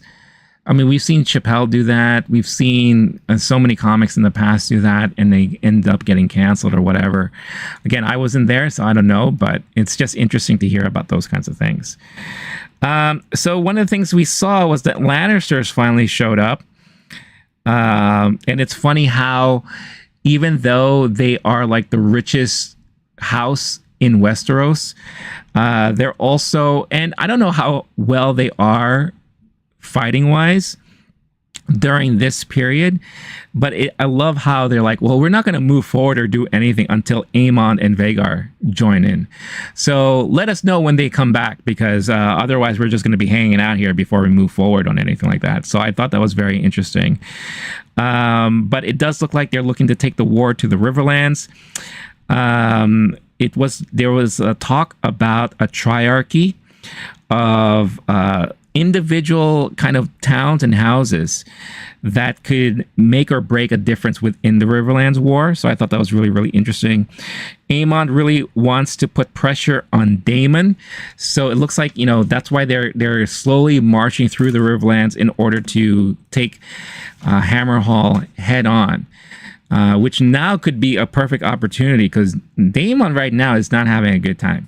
That dude is being haunted and is having a lot of conflicts because of his guilt of everything that he's done in the past. And this episode highlighted a lot of that stuff. One of the saddest parts of this episode is when Aemon dismisses his mom, Alicent, from the council. And you could see, and we've already been seeing it with every episode, how Alicent has been slowly, and I'm sorry, you know what? I should put up spoilers here, because I am going to be freely talking about spoilers. So I apologize to anyone who hasn't seen this episode yet, but that is your warning that I'll be talking about spoilers here. But we've been already seeing how Alicent is slowly losing control over her grasp of the throne, of the decisions that are made during her son's kingship. Especially when at one point she was kind of heading up the throne, when Viserys was kind of dying and all that. So they did this one shot after you see this very sad conversation between Aemon and his mom. And basically, Aemon's like, I just don't need you around anymore. What you did before was great, and we are thankful for it. But this is beyond you now. And he had a line which was so hurtful, where he basically told his mom that she must return to more domestic pursuits. So basically, stop trying to pretend like you are looking at making a difference here in this console. Maybe you should just go back and just be a mom, right? And that was very sad. And you saw there was this one great shot, once again, very similar to the shot that we saw her in the last episode when she was just sitting at the table and you just heard her breathing. Now we just see her standing all alone. You could see her silhouette and you hear the breathing again. And this was basically just stating and displaying how alone Alicent is right now. And you could kind of see that because of this, she, throughout the rest of the episode, she was very much looking back and wondering how good of a mom she is and how important family is. And right now, there's a lot of that missing. And she's trying to see what she can do to kind of recapture all of that. It was nice to see Corlys accept the role of hand to Rhaenyra. So I thought that was great to see. Let's see. When she brought up her idea that she was going to look for someone within the Targaryen bloodline to take on the dragons and be new dragon riders, it was nice to see like the reaction from the council, kind of looking at her like she was crazy. Like, what are you talking about, lady? And then she appoints this one guy and say, you have a long bloodline within the Targaryen family, and I would love for you to try to bond with Sea Smoke. And he was all about it. He's like, I will do whatever it is to make you happy and to do this to please the crown and all that. Then again, like I said, we see Daemon just going through a lot of moments of his past haunting him. The whole heir for a day thing with his brother and how he's reliving that moment. And this moment was very much different from how it actually happened because, Viserys never cried. He didn't look like he was sad in ousting Daemon from his rightful heir, from his rightful claimership to the throne, from being a brother in general. I believe when it happened in real life in the past season, he was very angry. He was very visceral about it. Here, it's like it was breaking his heart, but I think that's more of what Aemon felt. That's more what Daemon felt himself. He felt it was such a sad moment and he messed that opportunity up. And we could really see that Daemon is really losing it. And is this a result of what Alice is maybe doing to him? Or is this a result of really, truly his past haunting him? Maybe because of, the tree that his bed is made of is making him realize a lot of these things. Who knows? It could be a supernatural thing at play here. But it's very, very interesting to see all of this come into light and into fruition. Then he has this very interesting conversation with Alice, where you could kind of see he's seeking for assistance and counsel. And, she's always been very blunt with him and very honest. And, she's basically telling him that, Rhaenyra never really wanted the crown. It was just something that her dad ended up wanting to give her. And maybe that's why she was chosen, is because she didn't seek it. She wasn't like obsessed with it. Not like how Daemon was. Daemon was just like, obsessed and fiending for it, fiending to want to be the next person in line. And she said this great line too, that it's not a prize, but it's a burden to those who ends up becoming king of Westeros. So I love how she's kind of like telling Daemon all of these things. And Alice ends up counseling Daemon, say, hey, you know what? Don't do anything just yet. Wait a couple of days. You'll see what will happen. And things will help turn the tide and all that. So we get to see the dragon bonding ceremony. Sea Smoke, I think, kind of played us, kind of trolled them there, because at one point Sea Smoke looked like they were accepting to, okay, yeah, I'll take on this new dragon rider. And just in the last second, you're like, nope, kidding. Wah!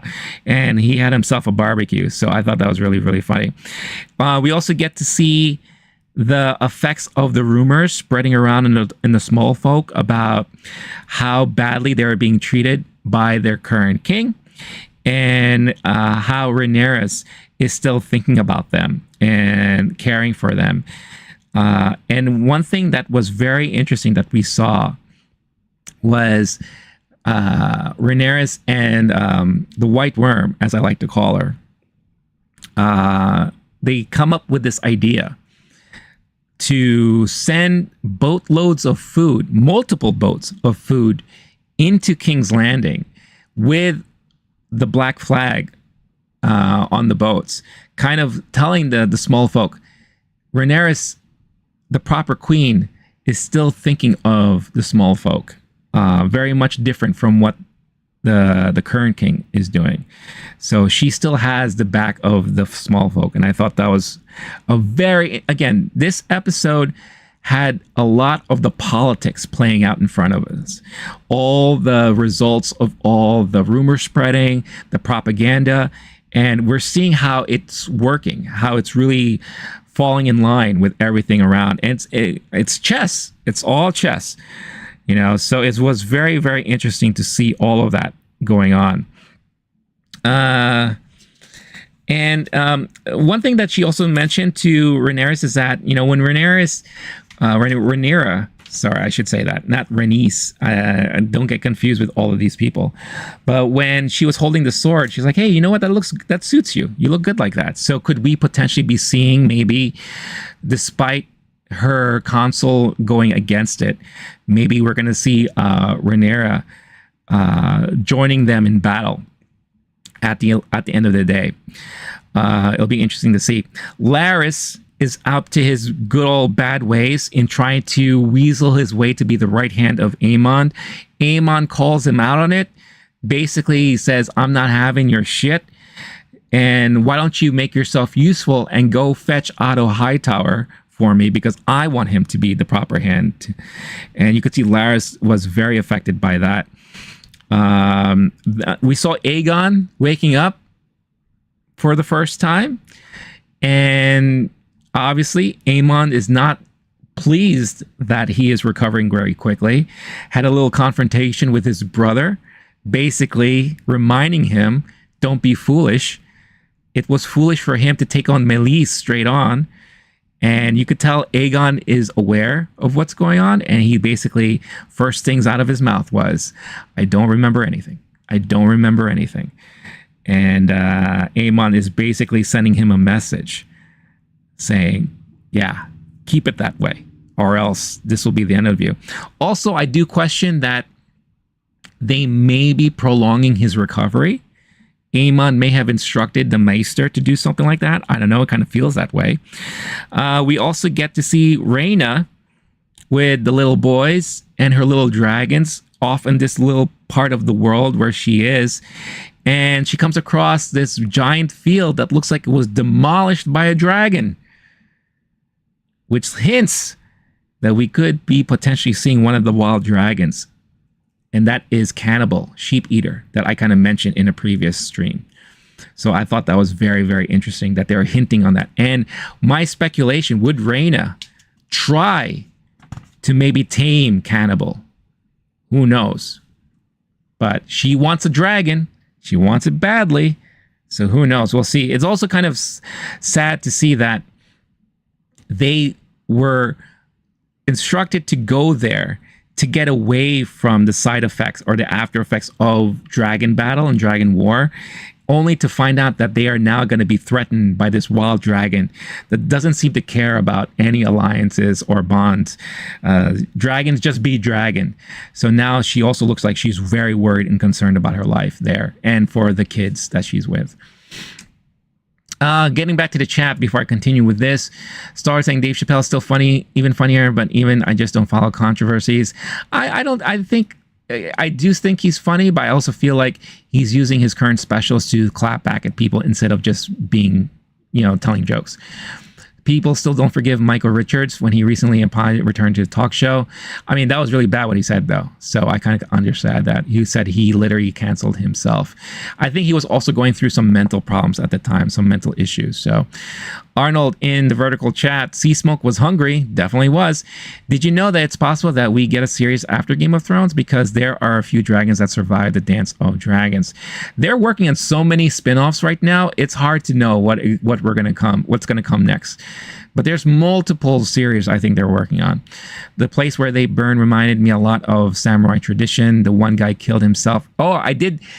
That was really great to see also, that as this guy was being burnt to toast, burnt to a crisp, he took a dagger in his last breathing breaths and slit his throat. Kind of very much like in a samurai tradition. It's like, I'd rather take myself out than suffer this way, right? So, Arnold, don't spoil it, because I know you were a fan of the books. Again, allow me to speculate. I know you know what's going to happen, but he's saying that cannibal is not going to be claimed. Told you because I read the books. Yes, we know, Arnold, but don't spoil it. Let me have my fun until it's revealed. T saying Dance of the Dragon is going to be fun. I think so too. Star said, yeah, he said he was in his Kramer character, so he reacted like an idiot. Yeah, I think he was just going through some mental stuff at that time. But, unfortunately, when you're in the public eye like that, you have to be mindful of what you say out loud and what you say in public. So that's just how it is. All right, moving on into more about this episode. We get to see more and more signs that Alan and his brother Adam are indeed bastard sons of Corlys. We see that Alan is purposely shaving his head to kind of get away from that tie, because we could see the follicles coming out that are very much the same color as his dad's hair is. So I feel like he's doing that on purpose to kind of avoid the tie and the bond that he has with his dad, because not everyone knows that he is a bastard son and all that. And kind of just, I said this too, it's interesting that we're spending so much time with Alan and Adam that I feel like eventually these guys are going to be very important in the show moving forward. And we get to see that later on in the episode. I wrote down in my notes, they could have potential in being dragon riders. And I think we found out later on at the end of the episode what exactly is happening. So I mentioned the whole thing about the boats of food showing up. This leads to a major uproar and riot in King's Landing. Also, it was told to Alicent that Otto cannot be found anywhere. Otto is unknown where Otto is right now. So the more Alicent is feeling lonely, because not only is she not wanted in the council of the king, she is not really wanted by any of her children right now. Her dad is nowhere to be found. Christian Cole is not even paying attention to her that much anymore. The only other family member that's somewhat paying attention to her is her own brother. And they had a very interesting conversation between the two there, where she asked about her son that was kind of sent away, because she has no knowledge about her son and how he's growing up.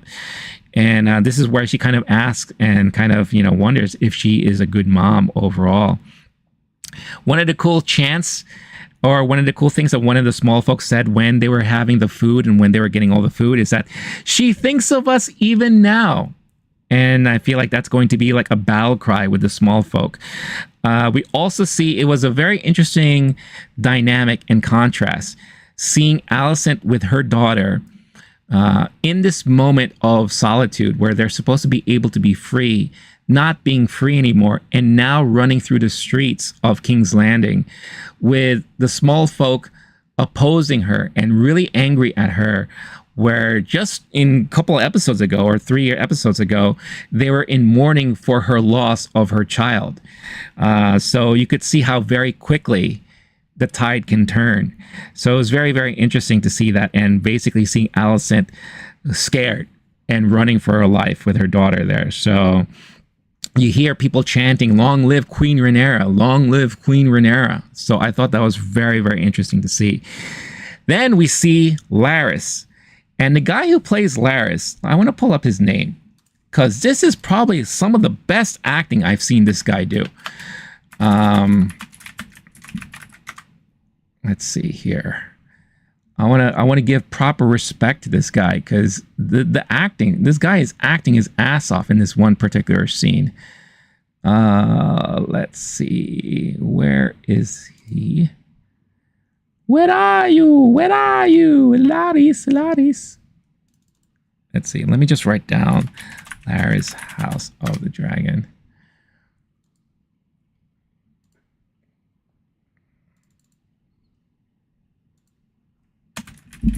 Actor. There we go. Matthew Needham.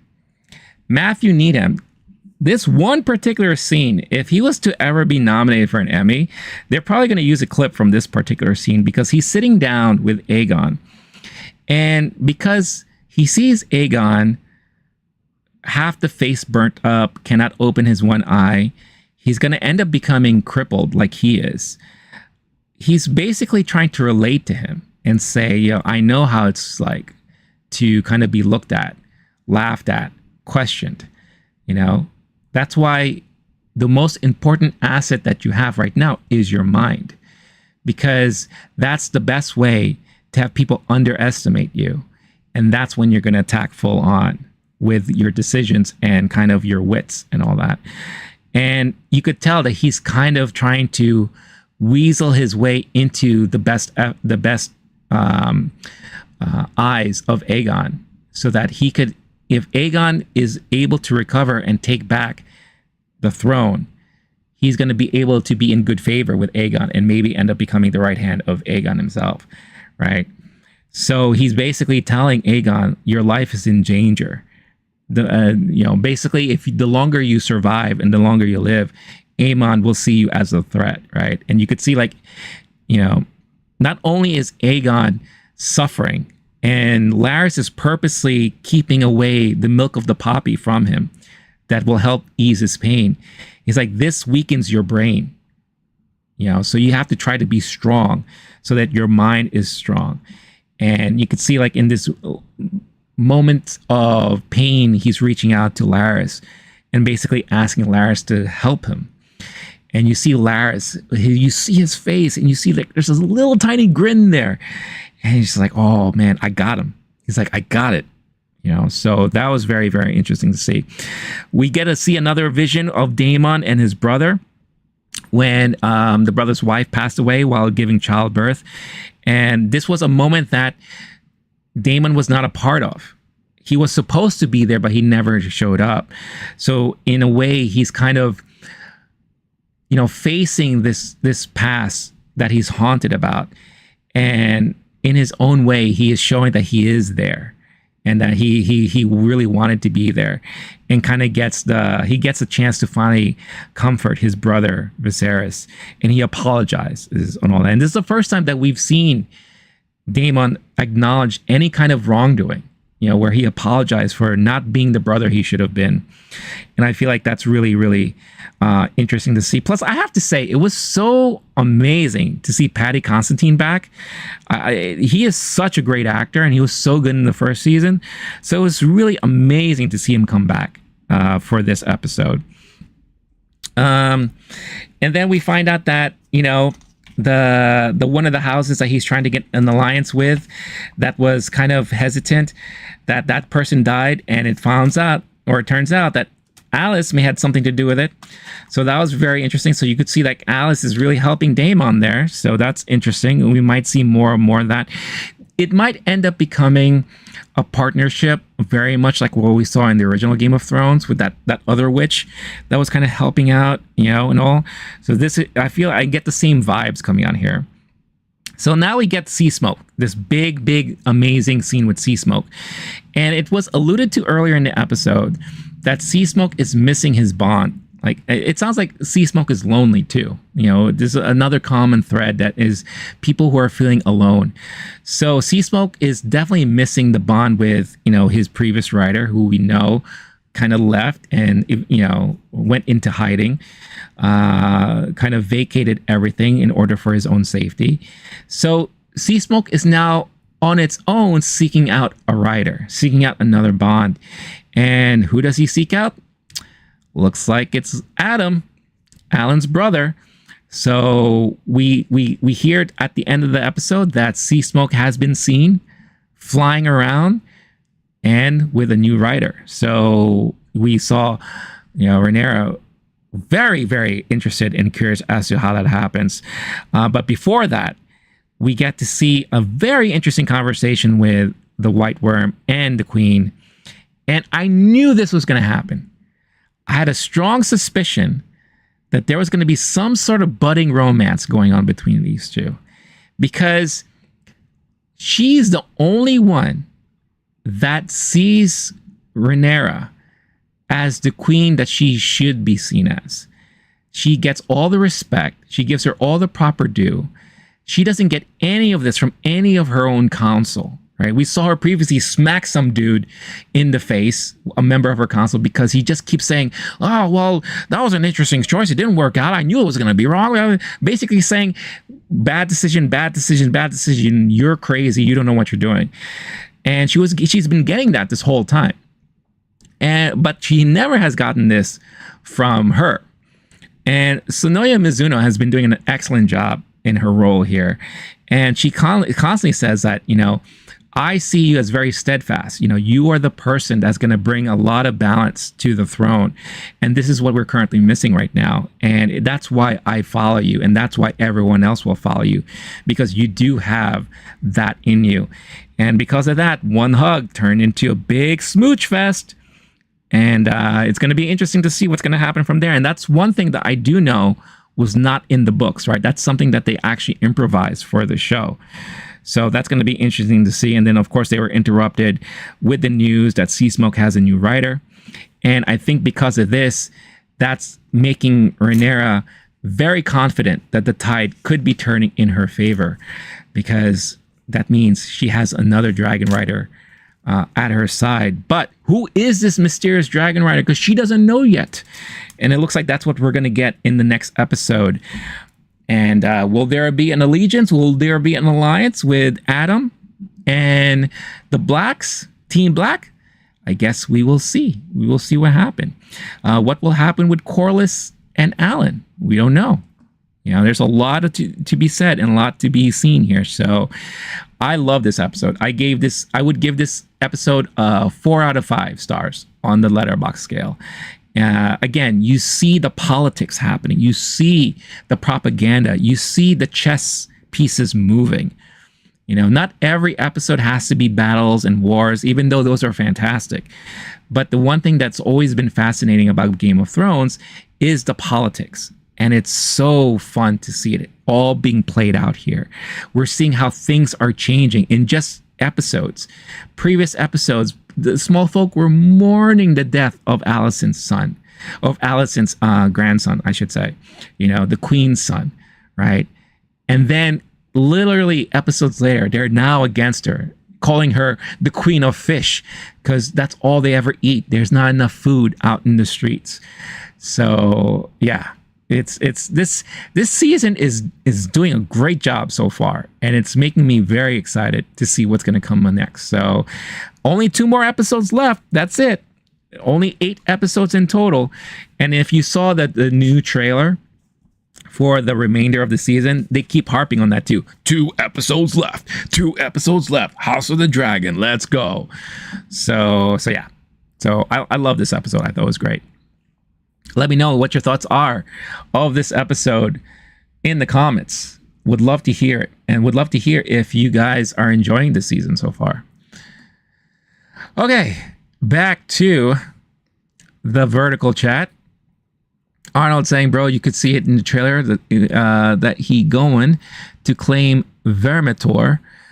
But it's possible that we're going to see Cannibal after the Dance of Dragon. Cannibal can eat a lot of dead dragons. Dead dragons, lambs, whatever he could get his hands on, right? I want to see the Vermitor scene at last.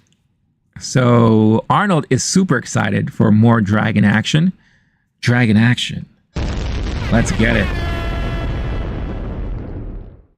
Star-Lord, let's see. Question is, should we forgive people even after 15 years? They'll make friends with the world. Apparently, they are slow to forgive, not talking about a group, but the entire world. The public eye. Well, I think always in time forgiveness can be had. You know, it's always about the severity of what you've done. You know, Hollywood and the business can be very forgiving. You know, look at what's happening with Mel Gibson. Kevin Spacey is taking longer, I think. And also look at Roman Polanski. He has never been able to come back, right? So there's just a lot of different things. Woody Allen is being very under the radar these days because of the last allegations that we saw with that documentary on HBO. So it depends. It all depends on the severity of what that person did. But I think everyone deserves a second chance, as long as it's genuine, that they atone for their mistakes and all. T say it's great. T's enjoying House of the Dragon. Star was saying it's like Lord of the Rings. Very much so. Except there's definitely more sex and more debauchery that happens on this show. You wear that round thing on your finger, you will make mistakes and it will betray you. Speaking of Lord of the Rings, is anyone looking forward to this next season of Rings of Power that we're getting later this year? I'm curious. I feel like the more and more I see things about it, the more or less interested I am. Even though I kind of liked season 1 and how it ended. Arnold, I don't spoil, but you'll wonder how a very specific character dies. Who they do it according to the books. This is the biggest WTF moment from the whole series. Well, I can't wait to see what that is. I can't wait to see what that could be. For sure. I'm enjoying it. I am enjoying it overall. Big time. Quick reminder to everyone watching live again, if you haven't done so yet, don't forget, hit that like button. Everyone here will greatly appreciate it. You'll put a lot of big smiles to everyone's faces. And don't forget, cast your vote in the poll. Will Deadpool and Wolverine be the highest grossing film of this year? Let us know. And I'll discuss the results when the stream is coming to an end. So with the last 2 episodes coming up for House of the Dragon, what are some of the things that we're hoping that we can see before the season ends? What are some of the things that are kind of lingering right now? What would you love to see before we take a break to season 3? Because knowing how they are, we're probably not going to get season 3 for like another 2 years, right? So the world anonymously whispers, I see you. Cannibal kind of represents in ways black versus green and a little more that may head into spoiler area. T, did you read the books too? Have you read the books? It sounds like you sound very much like Arnold. Like, I think you've read the books, right? Arnold saying a new Lord of the Rings movie would be nice. Well, they are coming out with an animated movie this year that is supposed to be centered around the Rohirrim. So again, I don't know how well that's going to be or how good that's going to be, but I'm curious to check it out. And we are going to get a new anthology series of movies from Peter Jackson. That was announced also previously with, who's that? The guy who played Gollum. I forget the actor's name right now, but he's going to be directing the first one. And funny enough, it's going to be a movie about Gollum. So it's coming. It's coming because, you know, Warner Brothers would love to get another franchise going under their belts. T has read the books. Okay, that's good to know.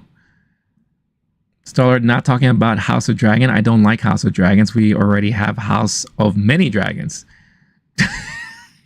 Starlet is on this crazy ranting mode today. I love it. It's just a lot of random rants. I love it.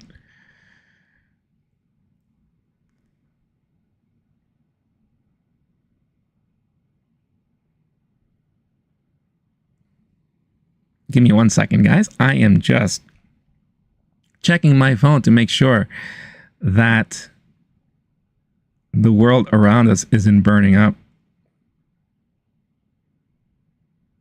Because as we've seen in the past, anything is possible, and anything and everything can happen. Arnold saying he knows, but can't say.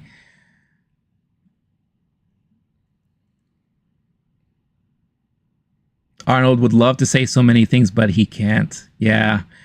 I guess that's the downside of not being able to, not having read the books. Now, I'm sure you guys know so much that's happening right now. But I'm enjoying learning and seeing everything revealed as I'm watching the show, which is good. It's good that I'm still in it, so. Star was saying my Knight Rider has come out. He is the Knight Rider.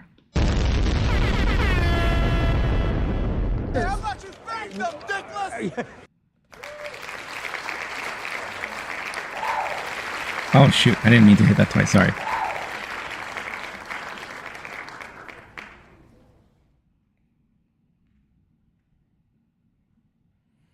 So I think obviously with the last 2 episodes left, we are going to learn where the allegiance falls with Adam. I think he's going to ask a lot from Rhaenyra, in my opinion, because I think he's all about recognition.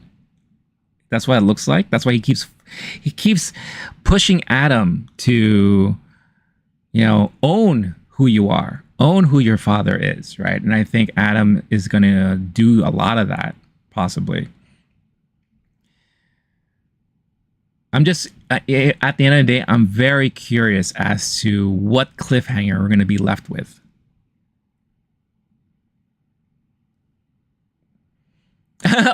Arnold is saying that his ex's name can be Cannibal because she ate all of his money.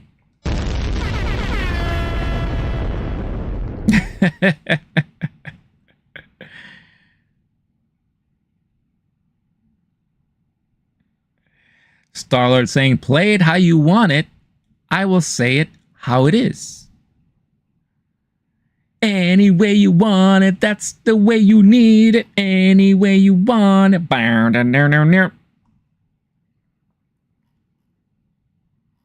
That's what that kind of reminded me of.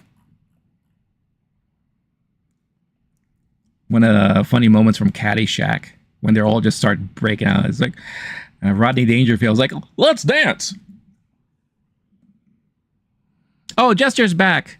You unfortunately you missed the Cobra Kai discussion, and we're finishing up our House of the Dragon discussion. But with that being said, Jester, what are your thoughts on this part 1 of the final season?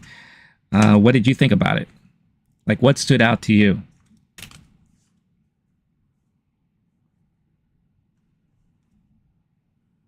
My music doesn't phase the Knight Rider.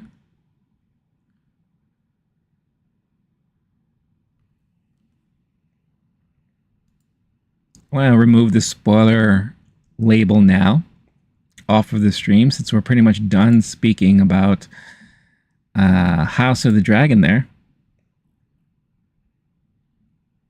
But yeah, Jester, just let us know your thoughts. Try not to spoil too much too, because I think there are a couple of people here who haven't seen the whole part 1 yet.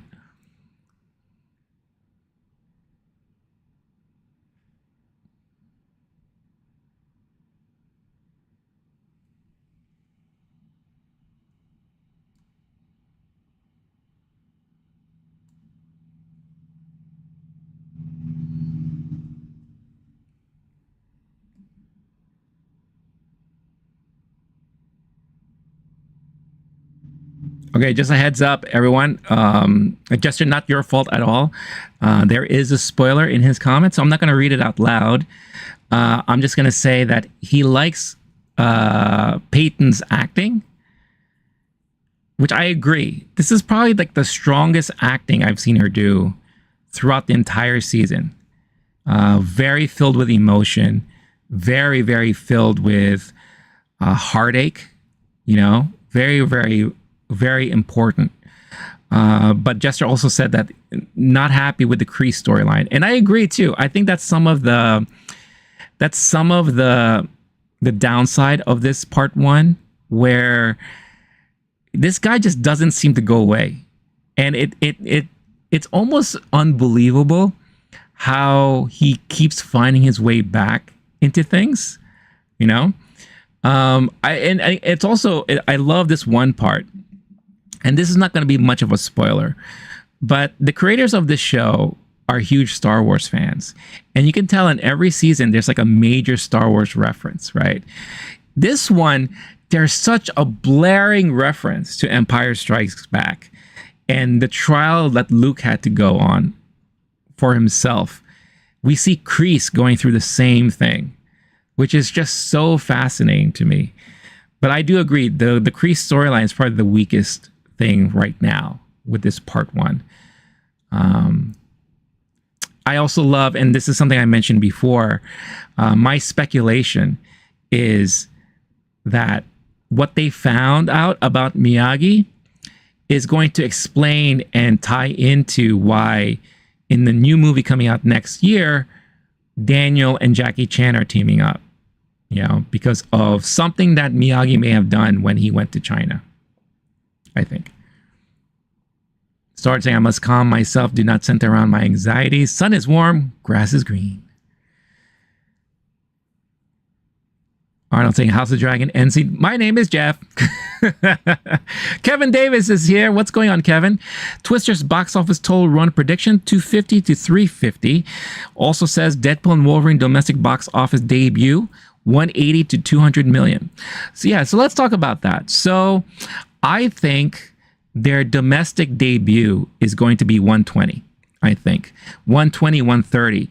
Their worldwide, I think, debut will equal close to what you're saying, 180 to 200 million. It could be more than that. I think it would be fantastic if it is, but it's definitely going to be a crazy weekend this week for Deadpool and Wolverine. As far as Twister's overall run, I think Twisters will do even more than that because it's performing really well overseas. So I won't be surprised if I see it ending its full run around 400, 450. Arnold's going to bed. Everyone wish Arnold a good night. Arnold, you have a pleasant evening. And I can't wait to hang out with you again in a future stream. I will be back again on Wednesday, usual time, 3 p.m. We'll talk about like what we're speculating might happen at San Diego Comic-Con.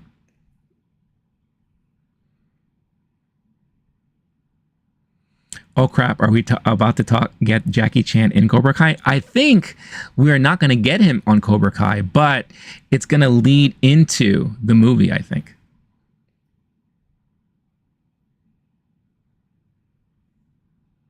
Jackie Chan invented snake style, so Cobra Kai is really his legacy.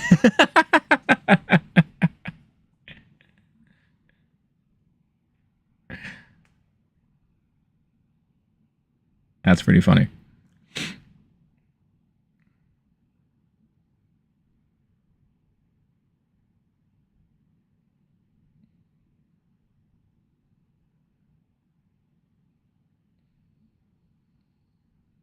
Kevin Davis, if you're still there, did you have a chance to watch Twisters? And are you looking forward to watching Deadpool and Wolverine this week? Let us know.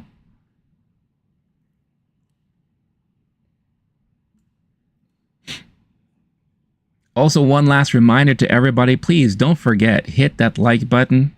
Everyone here will be greatly appreciative of that, especially me.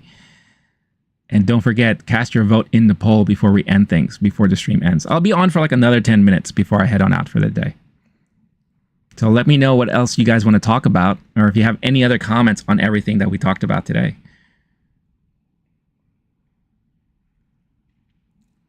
For Wednesday's show, I am thinking like we could talk about like speculations as to what to expect from San Diego Comic-Con. Might be a good time to kind of recap a lot of the recent news based off of interviews that Kevin Feige has had recently. So I think there's a lot of things to look forward to. We're getting a new Joker 2 trailer tomorrow. So I think that will be fascinating to see what else we can see for this new movie that I'm looking forward to checking out this year. A lot of stuff. There's going to be a lot of news dropping this week, for sure. A lot of news. So it's going to be interesting to see what's going to happen. When is the Marvel panel happening? Let's see.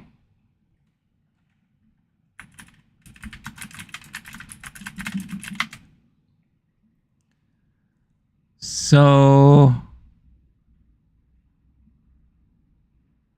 let's see.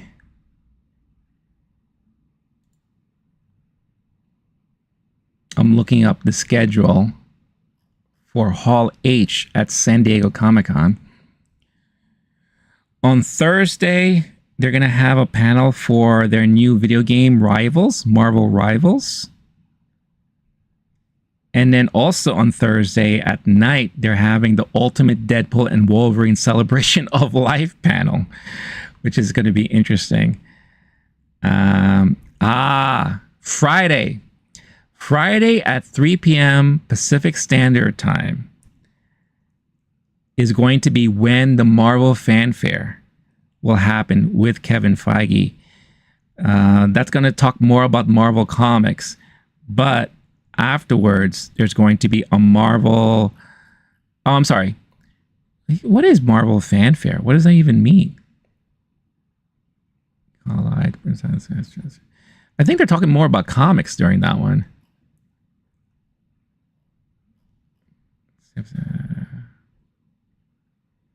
Saturday, more comics up. Here we go.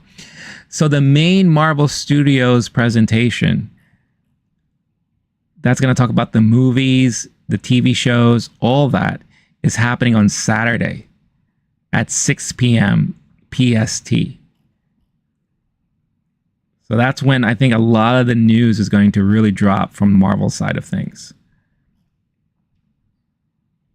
So it's going to be really fascinating to see what they're going to reveal, what they're going to talk about. I think we're definitely going to hear more about Fantastic Four. I think we're definitely going to get the cast of Daredevil Born Again. Maybe a surprise update on Blade. I don't know. Maybe we'll get an idea as to what the new timeline is going to look like. But yeah, that's what we're going to be talking about on Wednesday. Should be a lot of fun.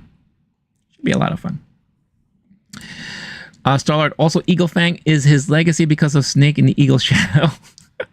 Jester, have I seen Boys Season 4 yet? I haven't. No, I'm behind. I still have to finish Season 3, I think. So I'm so behind on that. I know they just had their final episode recently for Season 4.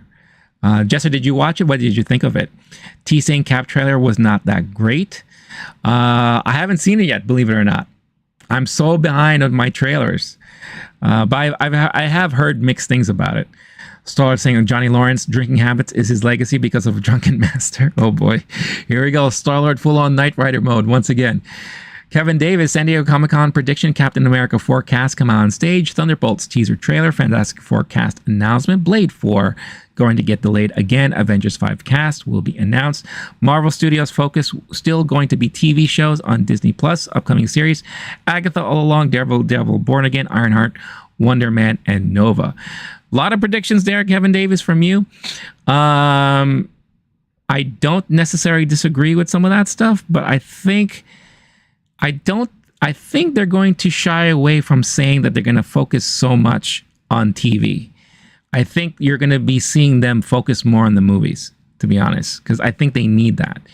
They need, again, it's all about getting back in favor with the fan base. And I think right now the fan base needs to know that they have a grip on the movie side, because the TV, I think, are throwing the fan base off.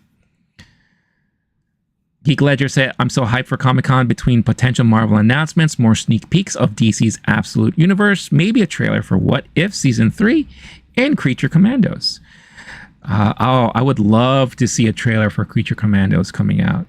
Geek Ledger, I just found out when the Marvel panels are. Do you know when the DC panels are? But I am pretty hyped. This is a great time of the year because I love hearing all the news and all that. Jester saying, thought the first 4 episodes were all right, but I thought the last 4 episodes were great. Okay, so it picked up for you. That's good. So also Strike First, Strike Hard, No Mercy is his legacy because of Jackie's. Oh boy. I think Star-Lord is creating his own Cobra Kai universe where Jackie Chan is the center of it all.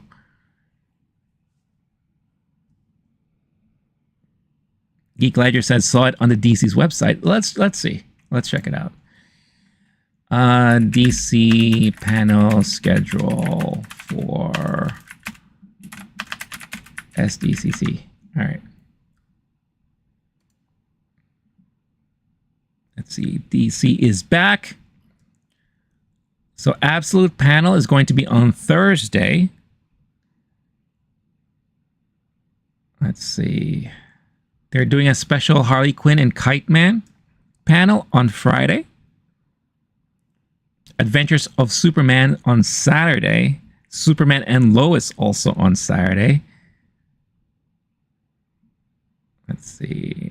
Batman Cape Crusader also is going to have a panel. Oh, and they're doing a screening for people in attendance too. So we may be hearing about what people think of this new Cape Crusader, which I'm excited for. Penguin for the HBO series, they'll have their panel also on Saturday. And Sunday, they're just having a book club panel. But are they having any like DCU panel?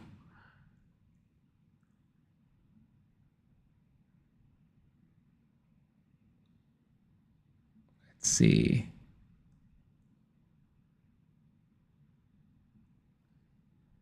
Huh. It doesn't look like there is any special DCU panel happening at SDC at San Diego this year. Which leads me to think, could DC be bringing back, could they be bringing back their own presentation like they've done before? Like a DC Universe presentation? Because it looks like they're trying to keep quiet about, or they're holding on to it, to maybe some of their own presentations. I mean, Marvel needs it right now. Marvel needs the attention right now. They need, like I said before, and I've said this before, they need to get back in good favor with the audience. DC, people know that they're on a break right now, right? And they still have a little bit of time left. So maybe, like we've seen in the past, they may do their own thing. Maybe later this year. Geek Ledger said no DCU panels. They may be a generic DC animation panel with Creature Commandos could be added. Star saying Terry Silver is his legacy because Jackie Chan. Who am I? T saying Absolute Power is great. What is, can someone explain to me what Absolute Power is? Is that a DC Comics event happening right now? Because I don't read the comics. I apologize, but I would love to hear what it's about. Because already we have Geek Ledger and T very happy with Absolute Power. Starred Daniel being a wuss in his legacy because of Jackie Chan, Mr. Nice Guy. I hope you're writing down and you're creating a timeline for all of this.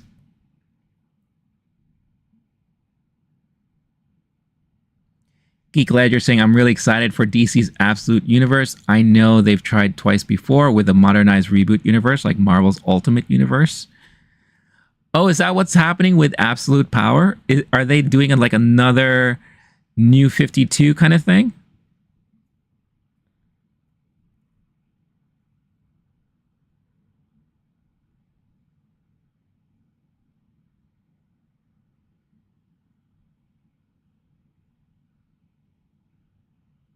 Who's heading it up? What's going on, OP Gamer? English here, baby. What's going on, MI? Nice to see you back. Hope you're doing well. Hope you're having a good time. A good day, I should say. Geek Ledger saying, no, it'll exist alongside the main Prime DC universe. Oh, so I get it. So, like Marvel and what they did with their Ultimate series, this is going to be like the DC Ultimate series. Scott Snyder is headlining it, huh? Huh. Interesting. Very, very interesting.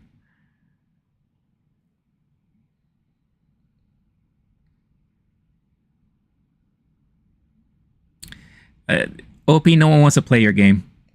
I appreciate the comment, though.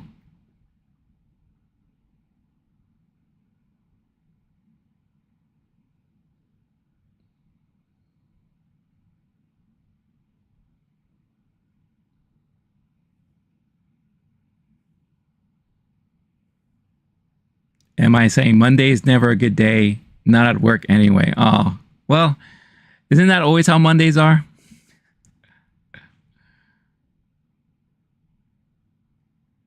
A broke Batman looking Jack? Really? I gotta look this up. Hold on, let me look this up. You guys are intriguing me with this whole absolute power thing.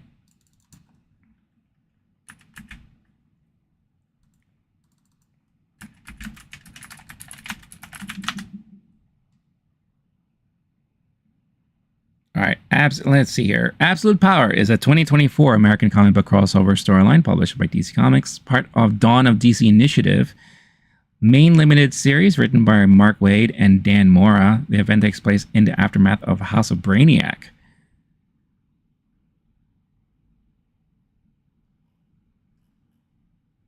Huh.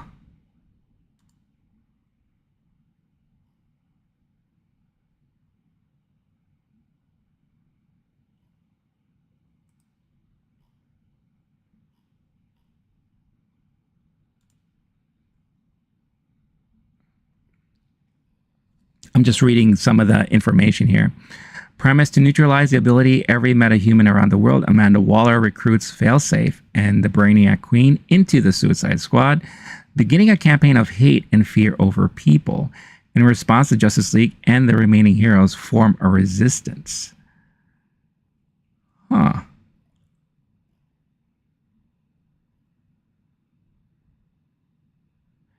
Gotham City Batman developed Failsafe, an AI robot with the Batman of Zur-Enar's personality, who's determined to eradicate all crime, even if that means not following his creator's moral code.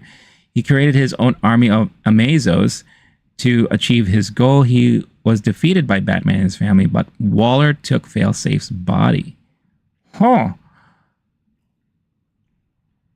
Absolute Power is separate from the Absolute Universe. The Absolute Universe is born after the climax of Absolute Power. Oh, I see. So maybe I should just look into Absolute Universe then. DC Absolute Universe. Oh, here we go. DC Comics has introduced the Absolute Universe, a new line featuring iconic characters. The first installment is Absolute Batman by Scott Snyder. The universe is tied to the main DC universe, allowing existing storylines to continue. Yeah, here it also says similar to Marvel's Ultimate Universe. Okay.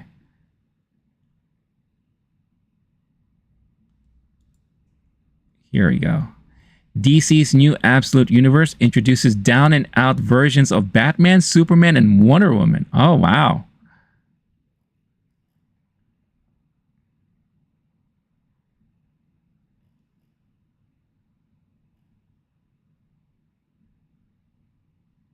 Huh. This looks really interesting.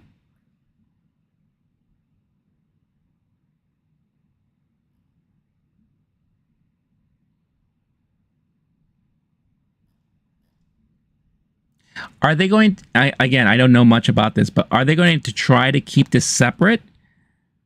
Or are they eventually going to have it tied in with the current DC line, with the current universe? Absolute Batman will be by Scott Snyder and Nick Dracotta. Absolute Wonder Woman is by Kelly Thompson and Hayden Sherman. And Absolute Superman is by Jason Aaron and Rafa Sandoval. Oh, interesting. He even owns Daniel's car dealer because of Russia. Oh, jeez. The Knight Rider strikes again.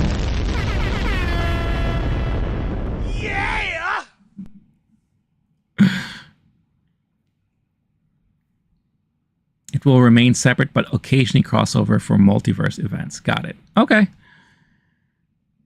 I hope they do, you know, very much like Ultimates, I hope they do just keep it on its own for a while before they start venturing into crossover stuff. Because it does look fascinating to me. I'm a huge fan of kind of changing the perspective of a lot of these main characters. You know, that's one of the reasons why I really, really enjoyed like Red Sun Superman. And I think they did something similar with Batman too, if I'm not mistaken. Like, I love those type of storylines. Now, in a way, they're kind of like what ifs, right? Like, what if things were different? What if these guys did things differently?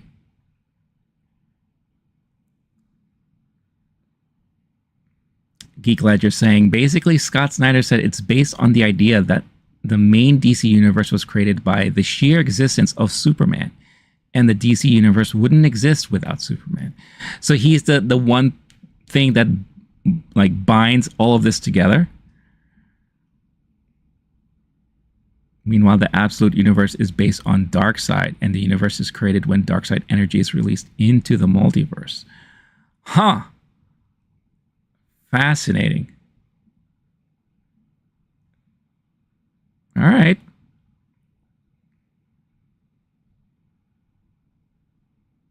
And I'm sure eventually in time, within the absolute universe, they're going to be introducing other characters too, right? Like we'll get our Green Lanterns, we'll get our Aquamans and our Flashes, maybe. Red Sun, great story. I love Red Sun. Red Sun is probably one of my favorite more modern day Superman stories. I love Red Sun. Such a great story.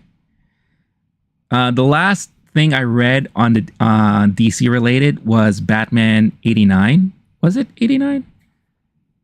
Yeah, Batman 89, which carries on the story of the idea they had for the Batman 89 sequel, the proper sequel, where Marlon Wayans was supposed to be Robin. That was a great read too. I really enjoyed that. I think they did the same thing with Superman, if I'm not mistaken. But I didn't read that one yet.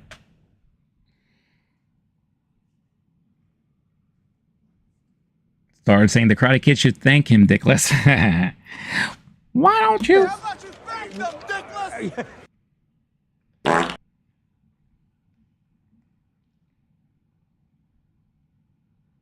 Geek Ledger saying, so Darkseid will be the genesis of the absolute universe and imbue the universe with a darker outlook.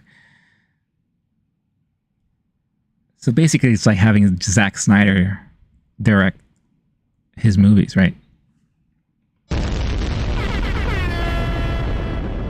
It's the Zack Snyderverse.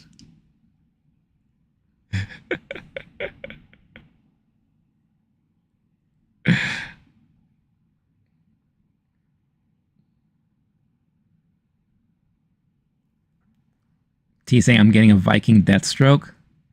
Viking Deathstroke. Now that sounds pretty damn awesome. Star saying he owns John Kreese escaping from jail because of Jackie Chan's police story. Welcome to 6 Degrees of Jackie Chan within the Karate Kid universe.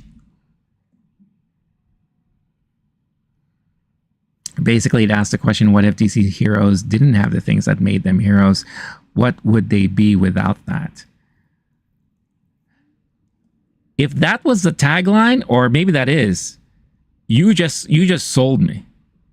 You just basically sold me with that tagline. Now, I'm probably not going to read it like issue after issue. What I tend to do is like I like to wait for the graphic novel to combine things. So this sounds like something I would love to eventually read. Geek Ledger explains Batman, no money, no Alfred. Superman, no Kents, no knowledge of Krypton. Wonder Woman, no Amazons or Paradise Island. Jeez. The more and more this sounds fascinating to me. This starts later this year? Yeah, Absolute Batman #1 is this October. This sounds like, oh man. You guys really convinced me. You guys really convinced me. I'm like super excited for this to come out now. I wouldn't mind reading this. And I haven't read comics in a very, very, very long time. So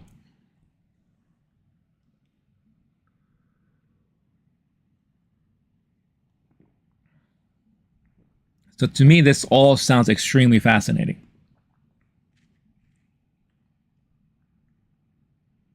See, now something that I wasn't really, or wasn't on my radar for San Diego Comic-Con, now I'll be keeping my eye out and my ears open to that panel that DC is going to have on Thursday.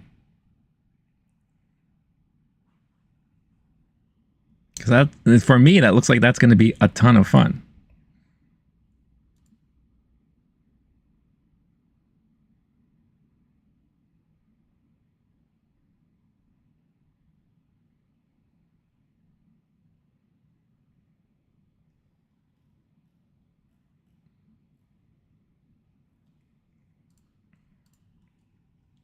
All right, y'all.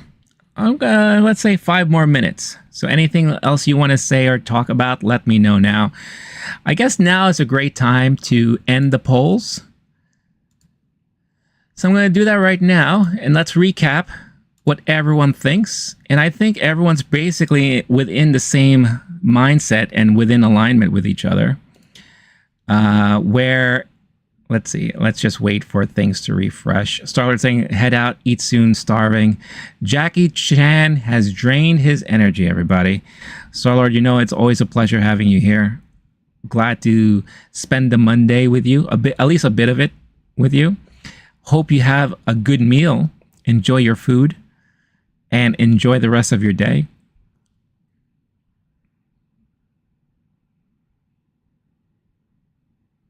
All right. Yeah, Jackie Chan has defeated the Knight Rider, everybody. So on the traditional horizontal stream, out of 9 votes, 77% says Deadpool and Wolverine will be the top grossing movie of 2024. I'm waiting for the final vertical stream results here as soon as it refreshes. So give me a moment and then we'll close up shop. Again, really huge pleasure and thank you for everyone who decided to join in on the stream today. I always have fun talking to you guys about things. Thank you to Geek Ledger and T for introducing me now to, or at least putting on my radar, Absolute Universe. It sounds so fascinating to me that I feel like I need to know more about it. So I can't wait to hear more about it and then eventually check it out when it comes out, because that sounds all very fascinating to me. While I wait for the vertical stream results to show up, let me just quickly shout out again, Star-Lord, T. I'm very thankful for you guys as always. Jester, always a pleasure having you part of these streams. Very happy for all of your support and always the fun conversations over at Vertical. Huge shout out to Geek Ledger, to Kevin Davis as always, Arnold. Always a pleasure having you guys show up. Scorched from earlier. Jackleston, Michael Jackleston, a new viewer to the channel. Hopefully I get to see that person again soon. Tiny Gucci, nice little shout out from earlier in the stream. Great seeing you here. Hopefully I didn't miss anybody else. But if I did, it's not intentional. But I also will shout out the lurkers. Those of you who watch and decide not to leave any comment, you are all equally as loved, just like everybody else. So, always a pleasure to have all of you guys here on the stream with me. Star-Lord shouting me back out. Watch Octo Cruel. You haven't convinced me to. How was the Weird Science episode?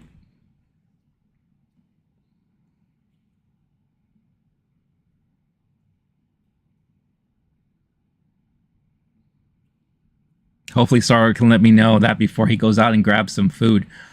Also, I don't know why the vertical stream, why the poll is not refreshing the final tally. Oh, there we go. Wow, that took a while. So out of 25 votes, 68% says yes, Deadpool and Wolverine will be the highest grossing movie of 2024.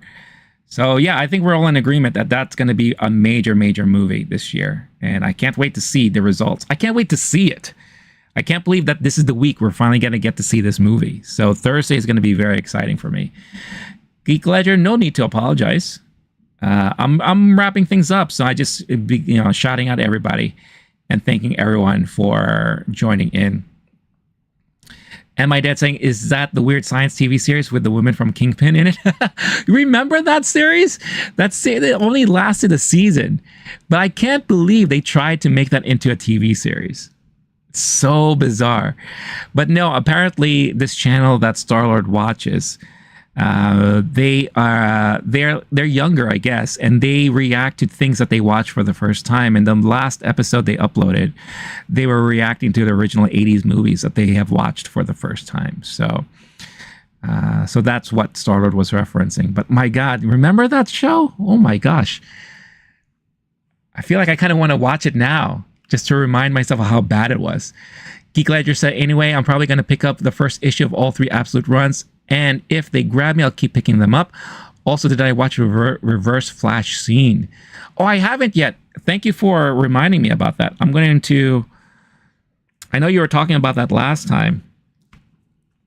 I always need reminders, guys, because my mind is just always very much scrambled. But I'm going to check that out. Reverse Flash TV Scene. And that was from the final season, right, Geek Ledger?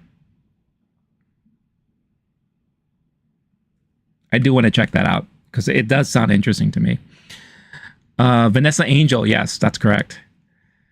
So, okay, how about this? I saw the reaction to E.T. It was amazing. If you see it, and you will become loved by all ETs, and they will hail you as their King LOWKEY ET.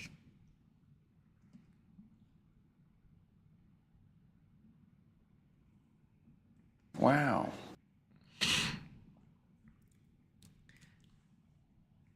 Star-Lord, I'm writing it down. Octo Cruel. That's a play on that Mario character, isn't it?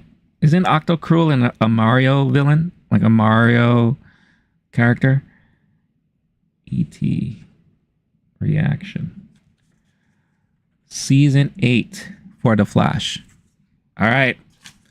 I will watch these by Wednesday. I will talk about these. Star-Lord, maybe not so much about your Octo Cruel, guys, but maybe I'll think about it. I'll think about it. All right, everybody. I'm going to head on out for the rest of the day.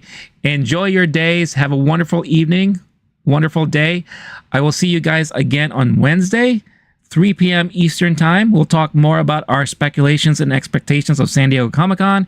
Plus, I will review all the latest Marvel, DC, comic book, movie news, all those things like that. We'll have a fun conversation, and we'll get ourselves ready for San Diego Comic-Con. So with all that being said, stay cool, stay classy, stay safe. I will catch you all next time. Peace out. Bye, everybody. Thank you again. Appreciate you all.